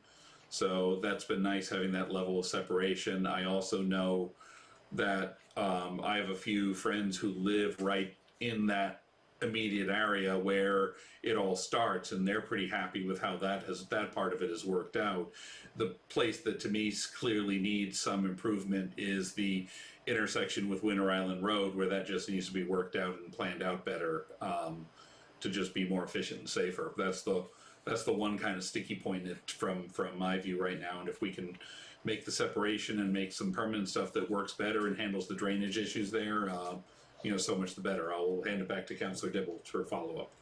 Yep. Thank you, Mr. Chair. Very briefly, I'm enjoying sitting back on A&F. Last year I was on OLA, and dealing with claims was not that much fun, where we often rejected people's expenses, if you would, for all different reasons. But I'm wondering what the liability of the armadillos is, if it's common or if it's allowed by the Massachusetts standard, the manual for traffic calming devices and pavement marking plans, if that's a standard element, or are we opening ourselves up to liability with those armadillos? And how much is it costing us? Are we liable for when people hit them and blow out their tires? One former city councilor said that he blew out a tire in his car, and he knows of 4 others. I don't know if we've gotten any claims, but can you just talk about that a little bit? Are we liable for these things? Do they meet the approved pavement markings, even though they're not markings? Again, I think that these have been used in other parts of the country. I can't speak to specifically in the state. I could certainly speak to the city solicitor to find out. It was not a concern at the time because they had been approved and they were being sold to other communities. So, but again, I can look at it. I'm aware of 2 claims that came in that were shared with me from the clerk's office, but nothing beyond that. But I'm happy to check with the city solicitor on that and look at it further. So if the claims come to follow, if the claims come to us, I wonder if we actually paid those claims, or if they're deemed to be safe and meeting the standard, then we don't have to pay those claims. So did we pay those claims? I'm not aware of what was done. I was just notified when a claim came in. So again, I can follow up with the city clerk. Thank you. Thank you, Mr. Chair. Thank you. Councillor McCarthy. Thank you, Mr. Chair. Thank you, Dave, for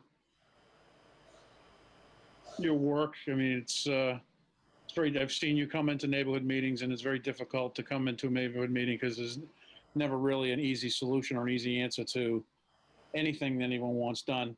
Relative to the question on the parking garage, the empty spaces are because those people pay a premium in order to get reserved spaces.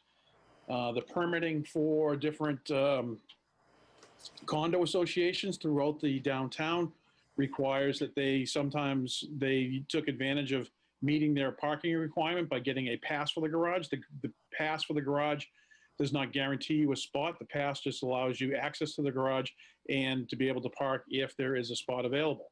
Some people are willing to pay more, so they pay more to have the ability to, when they want to or need to, or I don't know what their work habits are, those spots are reserved specifically for them and they pay a premium for that. The reason why those spots aren't on the roof is because we all have to remember, come wintertime when it snows, no one parks on the roof because we can't park on the roof. So you couldn't put them on the roof. And this is why they are in. The thought was not to put them directly on the first floor to help those people who may have some sort of impairments and may not be as mobile as we'd like. And some people just, for whatever reason, don't like riding in elevators or whatever. So the decision was to come up where they came up. I only know this because back in the day, the Museum Place Mall Garage was in Ward 1 and now it's in Ward 2. But that's the reason why those spots are where they're located, and it's because they can't go on the roof because in the wintertime, if someone's paying for a spot, they're paying for a guaranteed spot and they're willing to pay a premium for that, you couldn't give them a spot because the roof would be is unavailable. My second follow-up question to garages is, what's the timetable on the South Harbor garage? Because as we're working through the issues on the Museum Mall garage, the South Harbor garage has been found to have some issues that are almost as pressing as what we're seeing in the Museum Mall garage. And my biggest concern in the Museum Mall garage, in the South Harbor garage, is the fact that we've automated everything down there. So there is not a physical presence other than someone driving around every once in a while for security. There's not a physical presence in the garage, which has led to a whole bunch of other issues with regards to loitering and whatnot. So I was wondering where we are with respect to the work in the South Harbor garage. So we've retained the on-call engineer who has started developing the design plans to have the stairwells replaced, staircases, excuse me. Also, I'm working with Mike Litrikowski to develop an RFP for security cameras to go in throughout the facility. And we have the funds already in place for that as well. Those were approved by council earlier this year. Both of those RFPs I'm working to get out later this month, if not early July, and put those out to bid to start that work. We're also moving forward on creating some public restrooms in a portion of the retail space on the first floor, hoping to get more activity in there. And then we're actively seeking establishing a visitor center in the remaining retail space to, again, have more of an active presence at that location more year round, as opposed to, I think what we had was a restaurant that was only open for certain months out of the year. And you're correct that we need to have a little more activity in there, I think, to discourage some of the behavior that we were dealing with. I think that combination of the security cameras and having more of a presence down there might affect that as well. We've also tried to work in coordination with the police department to assist with getting some additional inspections down there when we don't have staff available. My last topic on the South Harbor garage, I know a bunch of years ago we put those helical wind turbine thingies on the top. They're aluminum and they say Salem or whatever else on them. And I know we did that in order to support a company that was actually someplace off one of the backs on Canal Street, I believe. I think they were on Broadway. Was it Broadway? Yeah. I know. I remember going down there and, was supporting one, but that company is now no longer with us. I don't see them spinning every once in a while. Maybe one of them will spin when something frees up. I think the parts have rusted. I know they were designed to provide a a Wi-Fi hotspot, a charging station for people who use the garage for iPhones or iPads or whatever. And there was some other reason why they would to power up maybe the batteries on a bulletin board or something that was a community bulletin board, all of which were great ideas. But unfortunately, the company is no longer with us and they don't seem to work. And I know we positioned them in the corners so they wouldn't take up as many parking spaces. But since they don't work, at some point, can we put together some sort of work order or some, I don't know if we need a contractor to get them out of there or whatever. They're actually gone. You should have stopped me. Sorry. That's the last time I ever looked up. Sorry. Yes, we did remove them. We needed to first clarify that they were no longer functioning properly. We did that. Even better. Thank you. So sorry. Yeah, I should have just. No, you should have just cut me off. Yeah. It's fine. So. It's 9 o'clock. Feel free. Okay. I was watching you get wound up there. Nah, it's fine. I mean, Dave, obviously, nobody likes change, and sometimes change is difficult. And but with regards to the topic that the Ward 7 councilor brought up about Ward 1, with regards to the armadillos, as he jokingly referred to them, he's not realizing that they actually are called armadillos. They've been problematic. It's you and I have had multiple conversations. We've had multiple Zoom meetings with them. We've actually been out on site. We've had the previous consultant out there. Obviously, the consultant who designed the roadway felt that they were appropriate.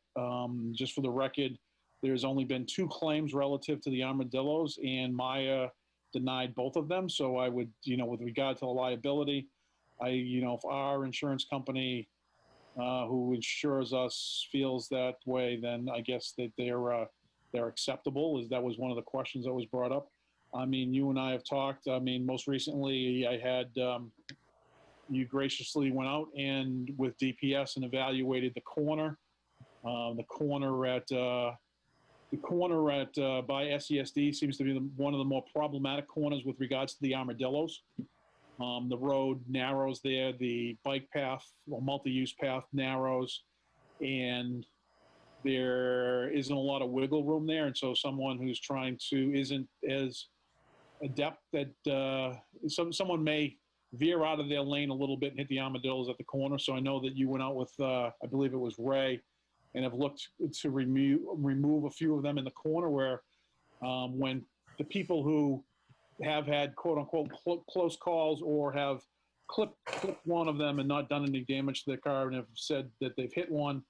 And I've had the ability to talk to those people because they haven't, a lot of people haven't filed incident reports because I have those conversations with Lieutenant Tucker frequently, and you and I have both had those because when we get the concerns of someone, or if I happen to see a post on Facebook, I'm very fond of saying that the department heads do not read Facebook. The police department does not read Facebook. So unless they call and report it, or unless I see something that says that I've been tagged in, and then I'll call Lieutenant Tucker and say, there's been an incident. But we found that it seems like that corner with regards to the armadillos specifically is problematic.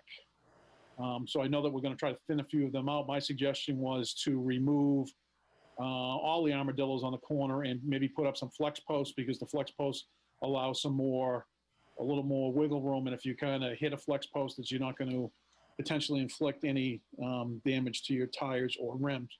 Specifically with regards to the intersection, I know that you and I have had multiple conversations, and we've met the designer out there a few times. And I was very happy that, no disrespect to the former designer, I was very happy that we're going to get a new designer because to put a new fresh set of eyes on it. And I know that we've been trying to work out that date and how hopefully we've tried to figure out whether it's going to be via Zoom or in person. I'm looking forward to that meeting and looking forward to what people have to say. I know we had an initial conversation with regards to the intersection of specifically Columbus Square and Ford Avenue for traffic calming measures that slow people down that are entering into the Willows neighborhood itself. Because if you're coming off of Ford Avenue and you're doing you know, I think the posted speed on Ford Avenue is 30 miles an hour. You're doing 30 and you're going into the neighborhood doing 30. You're not realizing you're doing 30 until you're somewhere down near the cove. So I know that we've also specifically spoken about the intersection of Winter Island Road and Ford Avenue, and how, as I describe it, is if you're coming out of Winter Island Road, you have to drive all the way across Ford Avenue and take a left, because they've moved the roadway as close to the curb on the other side of Ford Avenue as they can. And I don't need to belabor it. I don't need to show anyone all the emails we've exchanged or the phone conversations. This has been an ongoing discussion as to how we're going to correct that. I mean, we've tried. The neighbors, when it was first implemented, didn't like any of the road design, and I was at a meeting where they asked you to stop. This was pre-pandemic, and not do any further changes to the roadway until we could make corrections. We've done minor things, but adding a little more paint. In some instances, adding, at one point we had a bucket with an arrow out there to try to direct people to get them to realize where they were going. I know that you've been working diligently, and we're going to set up this meeting. So hopefully we can address some of these issues, because I wouldn't want anyone who's visiting from Ward 7 to be impacted coming in and out of Winter Island Road, because Winter Island becomes very busy. And, you know, first thing in the morning, there's a ton of people that go over there to have an early morning coffee or just enjoy the view. And it has been, when first implemented, it has been very problematic.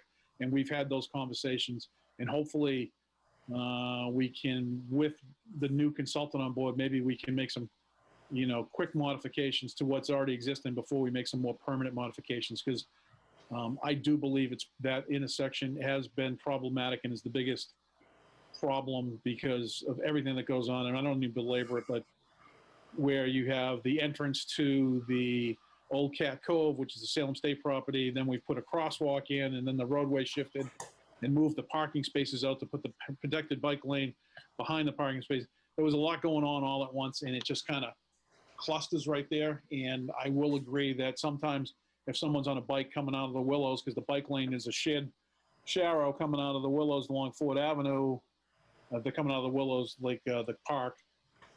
If they don't cross when they're supposed to, they can end up on Ford Avenue in a lane, taking up the space where it is now designed specifically and solely for a motor vehicle. And we've had those conversations. They do it to try to narrow the roadway widths for vehicular traffic in order to slow them down. But unfortunately, by not allowing any extra space, if there happens to be a bike or whatever, a pedestrian that's in there, they've got no place to go now. So we've had those conversations. So I just want to assure the Ward 7 Council it's something that we're working on and have been working on. And I want to just make sure anyone who happens to be listening understanding that this isn't, it's not something we're neglecting, or we're just trying to get a better understanding and how to correct it. And I think that with a new consultant, it's going to help. So I'll leave it at that. Thank you. Any further discussion?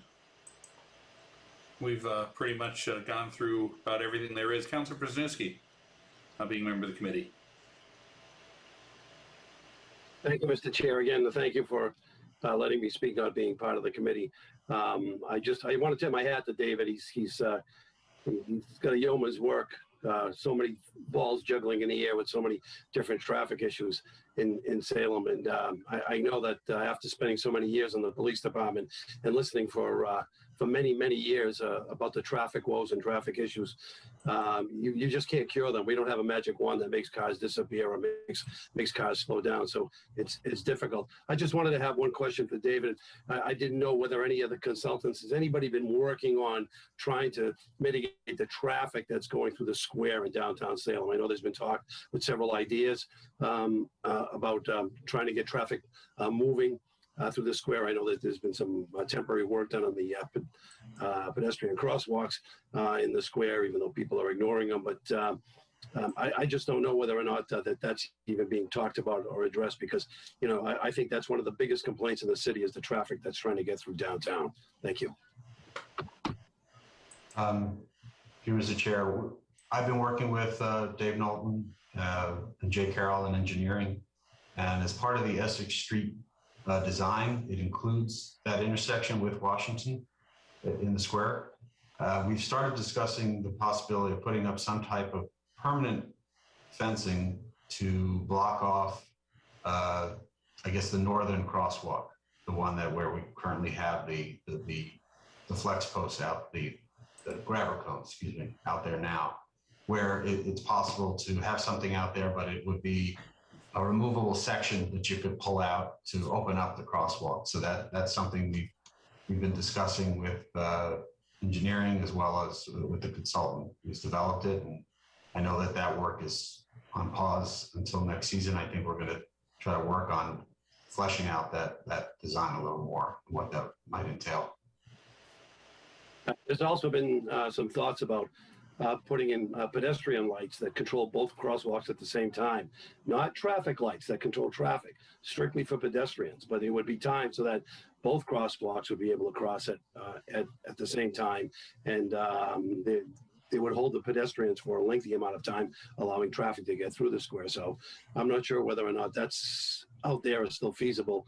But that seems to me, after my experiences, especially directing traffic through that square during the October times, that it seems something that could work. Again, I don't know what it would take to be able to do that, but it would definitely help, and then the safety of the officers that would have to direct in the square would also be taken into factor. Thank you. Thank you. Anything else for discussion? Thank you, Mr. Chair. Thank you. Any other discussion? If there's none, I'd look for a motion. Councilor Riccardi. Thank you, Mr. Chair. I move to, if there's no other discussion, approve the traffic and parking personnel budget of $916,032.17. And further move that we approve the traffic and parking expenses budget of $430,000, $635. I'm saying that wrong, sorry. $430,635 for a department total of $1,346,667.17. Sorry, it's getting late. Yeah, right. All right, do I have a second? Seconded by Councilor Dibble. So, Councilor Riccardi moves to approve the traffic and parking personnel and expenses budget of $1,346,667.17. Seconded by Councilor Dibble. Seeing no further discussion, Councilor Riccardi. Yes. Councilor McCarthy. Yes. Councilor Dibble. Yes. And myself, yes. So, on the matter of the traffic and parking departmental budget, we have 4 councillors voting, 4 in the affirmative, none in the negative. The matter carries. Thank you, Dave. You stuck around for a long time for us. Sure. Thank you. Thank you. All right. Let's see. Now we have all the finance and mayor's issues. So let's start on this one with purchasing, which is tab number 8. It's the next tab for us. And we have some transition going on in there.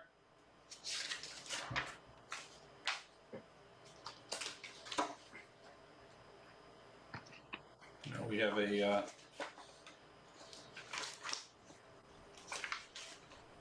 we have normally 2 people, and we have some changes, but right now we have we just have a finance director. So, Anna, this is like your warm up for your department. Yes. So the purchasing department is going through some transition. We are currently without our purchasing agent. So the personnel costs, though, for next year continue to reflect what we would expect to be paying at full staff in that department. So those costs reflect the support the existing staff that we have, the vacant purchasing agent role. It does also request an increase to a part-time purchasing administrative assistant that the council had approved last year for a lesser amount. This position, we believe, is really important to the department to help assist with tracking contracts and vendor maintenance, and will sort of help improve the overall sort of efficiency and flow of the department. They already do a great job, but this would just elevate it to the next level. We have a number of projects ongoing, and we think that these additional hours, if provided for, would really assist the department. And otherwise, in terms of personnel costs, I believe the remainder of the personnel costs are unchanged from the previous year. In terms of expenses, those are level funded, not including the fixed costs, just the sort of administrative expenses. Those are level funded with FY21. The advertising for solicitation of bids and proposals, general office supplies, travel and meetings, and dues and subscriptions. There are no changes proposed to those lines. On the fixed costs, however, there is a change proposed for the costs associated with T-Mobile wireless costs for cell phone use by city staff. So that is being adjusted to meet projected need going into the upcoming year. Additionally, there are some sort of incremental changes within the photocopy machine line, just in terms of sort of cost reallocation within departments and sort of what that usage for the leases based on the updated cost for the photocopy leases. Other than that, there are no substantive changes recommended for the department for next year. Thanks. I have one question, and it's a minor number on the cell phone side. Have we, because I know T-Mobile's generally a much lower cost provider than Verizon, have we expanded our usage? My understanding is that I believe we have a little bit more expanded usage than in previous years, but I'm happy to look into that further and identify whether or not it may warrant further conversations with other providers potentially, or sort of assessing current usage. Yeah, I'll be on. Like on my own business, we use them, and we use those for we have that as employee service as well, where we do company reimbursement. But I've found it to be a much lower cost provider than previous companies that I had been with. So I've been with them for several years. So I'm just wondering if we're using that. I'm just wondering if it's the rates are up there, or if we've expanded our overall usage of phones. I suspect, given how essential they are, we've probably done the latter. But I know it's not contained at this detail level. It's more curiosity on my part. Yes, my understanding is that we have a little bit more expanded usage with folks. I think additionally with COVID-19, I think just getting folks up and running and that ability to connect without as much face-to-face interaction. Sure. And so that was my understanding in conversations with the person agent before. Okay. Thanks. That's just more for my own curiosity than anything else. Any other questions? Or if the mayor wants to chime in with anything, all welcome. There's not much of a department at the moment, so we're trying to staff people. Any further discussion on purchasing? Oh, one question. Are we still handling Swampscott's purchasing, or have they moved on? My understanding is that we are not still handling their purchasing this time. Okay, yeah, I did not see that in there this year, so it was a small number and a small stipend, but it's a bit of work. Any further discussion?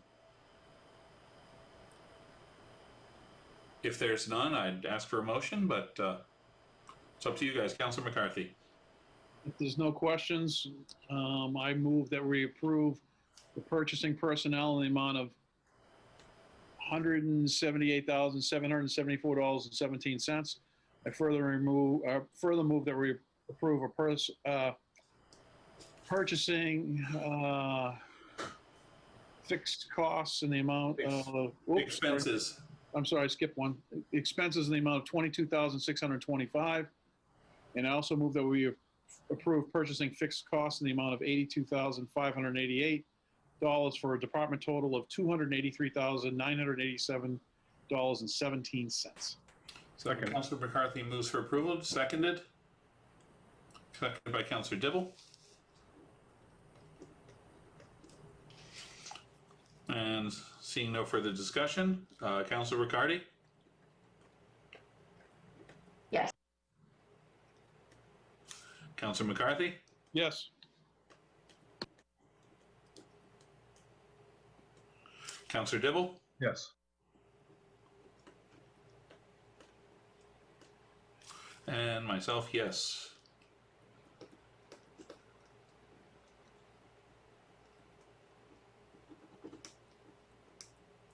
So on the matter of the purchasing departmental total, $283,987.17. We have four counselors voting, four in the affirmative, none in the negative. The matter carries.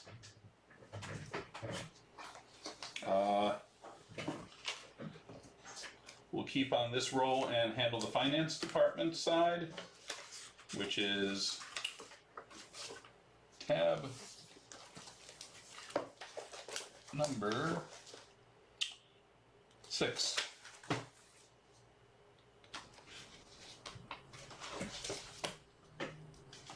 So, and we have a brand new finance department, as we're seeing here.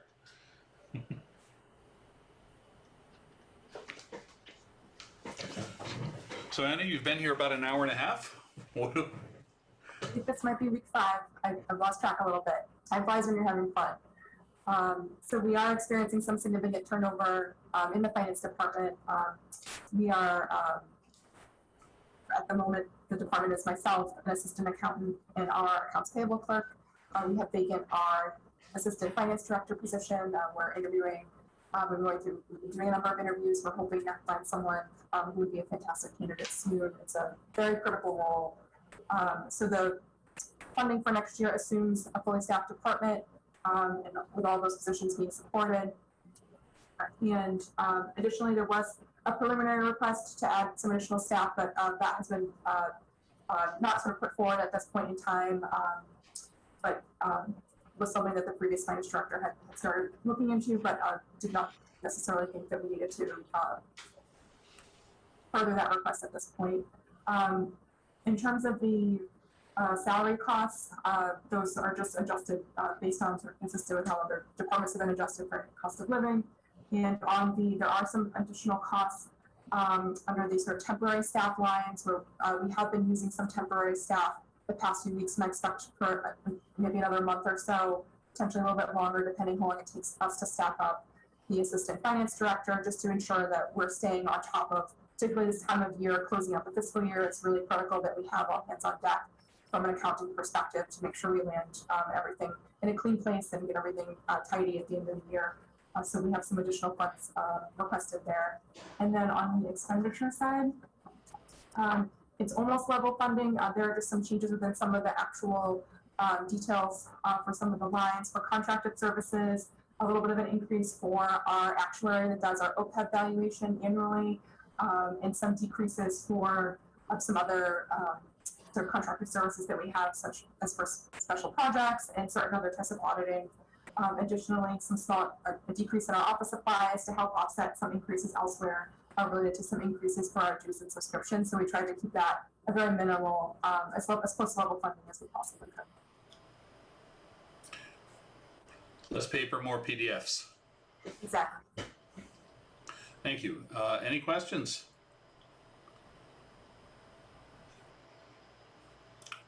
Councilor McCarthy. Thank you, Mr. Chair. Through you to Anna. It's been nice meeting you via Zoom. Hopefully we get the chance to meet in person soon.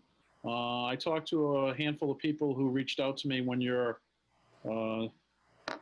hire was being proposed, and they told me that you do a great job, and I take it from the people who recommended you that I value their opinion, and I think you are doing a great job. I think that people who don't understand is the fact that you came in during during the middle of basically right in the middle of a budget season. And what most people don't realize is you were still obligated to finish the budget over in winter, I believe. So it's like you must be seeing numbers in your head.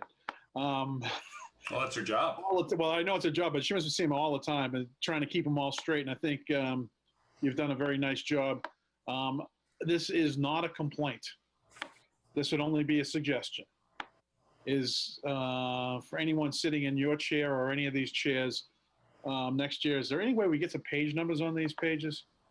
Like when you look at each section of it, it could just say, like if I'm on page 7-2 or whatever, so each section's paged out. So when we start flipping around, if someone's not, I mean, I knew where to flip because I've done it before, but as soon as he said Water Enterprise Fund, I went to the back of the book and I knew where to look. But if someone's not looking, then it's a little harder for them to. But that's not a criticism by no means. I mean, it's just a suggestion.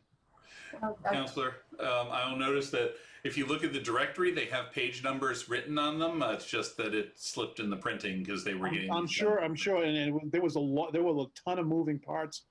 And I mean, when you look at the budget, and when you look at the line items, it says budget preparation.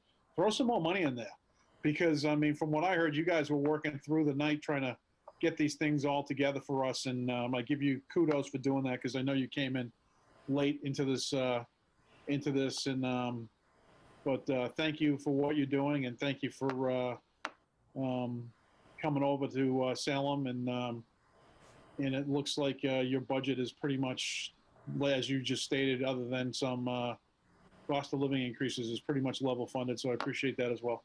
Thank you. Thank you, Councilor. Through the chair, I really appreciate your feedback, and I 1000% empathize with the page number. The page numbers will absolutely be there in the future. Thank you for bearing with us for the. Once again, that is not a criticism. That's only a suggestion, and it's not so much for someone who's flipped through a budget a bunch of times. It's more for someone who may be doing it online or something like that, and you all of a sudden, if they're not numbered, you have no idea where you're going. So, but I appreciate that, and like I said, it's not a criticism by far. I only said it because we're having this opportunity to have just a brief conversation. I probably would have fired off a text or an email to the mayor and say, hey, can you put some page numbers on this thing for next year? But thank you. Thank you. Thanks. Any other questions for Anna? If there are none, I'd look for a motion. So, Councilor McCarthy. You have to unmute too. Good. It's being late. I gotcha. If there's no further discussion, I move that we approve the finance personnel in the amount of, it's getting late, $358,174.71. I further move we approve the department in the finance expenses in the amount of $52,215 for a department total in the amount of $408,389.71. So Councilor McCarthy moves for approval, seconded by Councilor Riccardi.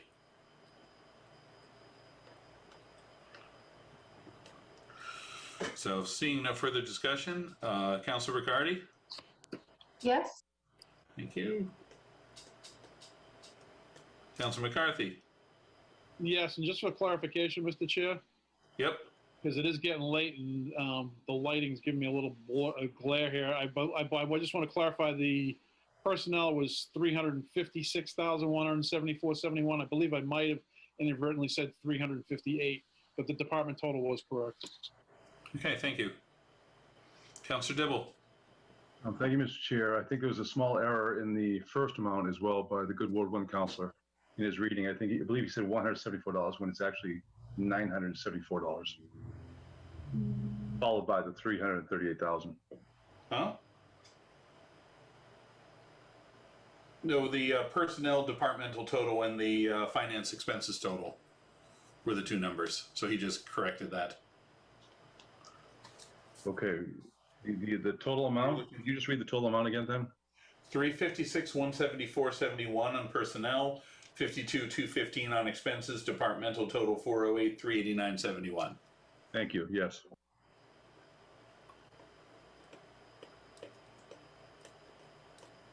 This is when I've been looking over my shoulder for in council chambers at Nina to make sure I did it right, because she'd always give me the nod that I did it right. But I can't. When I look over my shoulder, I'm looking at a curtain. So, so on the finance departmental total, we have 4 councilors voting, 4 in the affirmative, none in the negative. The matter carries. Which brings us to the last one for tonight. As is the tradition, we are taking care of the mayor's department. Number 1 in your tab there. And if you recall, everybody, we got an adjusted figure for this one. For the salaries full-time that took out the inadvertent COLA adjustment that had been put in because as we mentioned before, that's set by ordinance and not by automatic COLA. So. Yeah, thank you, counselors, and thank you for mentioning that adjustment. There are not too many significant changes to this budget at all. I do want to take an opportunity and recognize the staff, both Dominic, Jen, Sarah, and Laura, who work out of the office. Given this past year, we've seen a tremendous uptick in the number of people reaching out to our office. We had over 1,200 calls related to COVID alone since the pandemic. Those are not the other calls that we receive in the office. Just to give you a snapshot of how busy it's been trying to service people with their requests for information or services and trying to meet the demand. You'll see modest adjustments on salary increases tied to the 3% increase expected for non-unionized employees. We did raise Sarah Cahill's salary slightly higher than that, just to keep pace with the role that she has in our office and make her salary a little more consistent to what that role would be if it was a union position. The non-personnel expenditures are the same as last year. There's not an increase proposed, or I should say there's not an increase proposed based on what was approved in the prior year for our budget. So I would ask, so is Ada May going to be coming in at all, or is Sarah doing all that? Yeah, it doesn't sound like it. Ada May has decided to hang it up for us, but we're going to try and get her in here for a few hours, but she did such a wonderful job for us. She's definitely always in our hearts. Yeah, I mean, I haven't seen them yet since they got back here, but there are some people who are just institutions. Yep. And that would include them. Yep. Any questions for the mayor? This is, this turns out to be a tiny reduction overall. So, any questions for the mayor on the departmental salary and all the like? Mr. Chair? Yeah. I know I printed it out for the last time and I neglected to print it out this time. Do you remember the email that reflected the adjusted when you put it out? Because unless if Councilor Riccardi has it, then she can read it because I can't. It was the beginning of last week. Yeah, I was trying to look real quick and I couldn't. Yeah. Then I will defer to Councilor Riccardi then because I don't want to look it up. Okay. Councilor Riccardi, do you want to make a motion? Sure. If there's no further questions, I would make a motion to move the mayor's personnel budget of $435,886.60. And the mayor's expenses budget of $174,950 for a department total of $610,836.60. All right, Councilman Riccardi moves to approve the mayor's departmental budget. Do I have a second? Second. Seconded by Councilor McCarthy. So.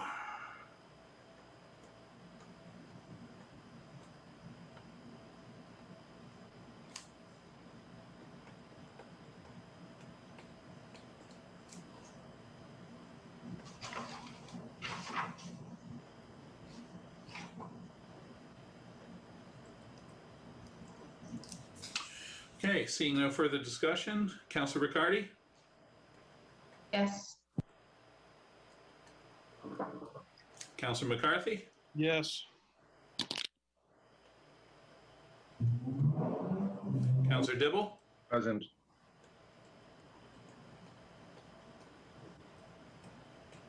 Okay. And myself. Yeah, so on the matter of the mayor's departmental budget, we have 4 councilors voting, 3 in the affirmative, none in the negative, 1 voting present. The matter carries. That is all the stuff we have on here for tonight. Oh, wait. Anna, you're on. Mr. Chair, I'm not sure if the committee has addressed the budget transfers out.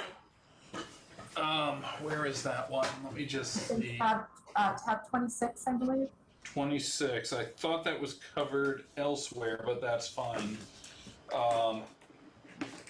Okay, sorry, yes, no, I apologize, I did in fact miss that one, so no problem. Let me just grab my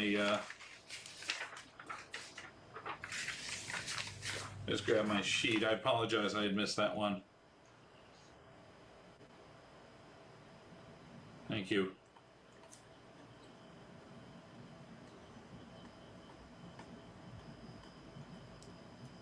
So budget transfers out, okay, yep. The Bentley charter, which has been zeroed out because that's returned to the school system.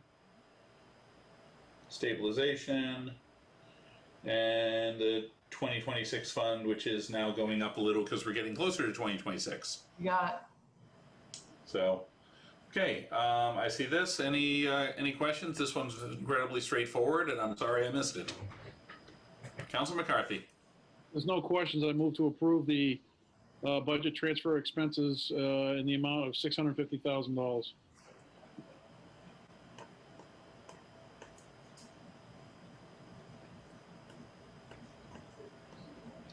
So, Councilor McCarthy moves approval. Do I have a second?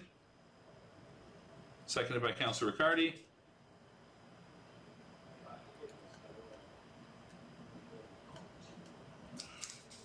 Seeing no further discussion, Councilor Riccardi. Yes. Councilor McCarthy. Yes.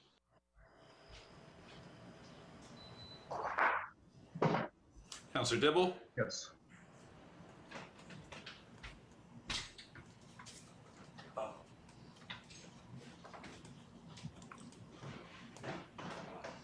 So on the matter of budget transfers out, we have 4 councilors voting, 4 in the affirmative, none in the negative. The matter carries. Now we're all set. So again, sorry about missing that. Any further discussion before we break until tomorrow night? just one question, Counselor. Do you know what order you're going to be taking things tomorrow? I'm going to be a little late to tomorrow's meeting, so I just wanted to check in with whatever department that whatever order there is that I may miss. I don't have it in front of me at the moment. I generally go pretty much in the order that it's listed on the page. So if you have that agenda in front of you, I would presumably go in that order unless you have something particular that you would ask of me. And you can always just shoot me an email, tomorrow, whatever, to go over that. That's fine. I've got a mix tomorrow of public safety, police, fire, harbor master, Yep.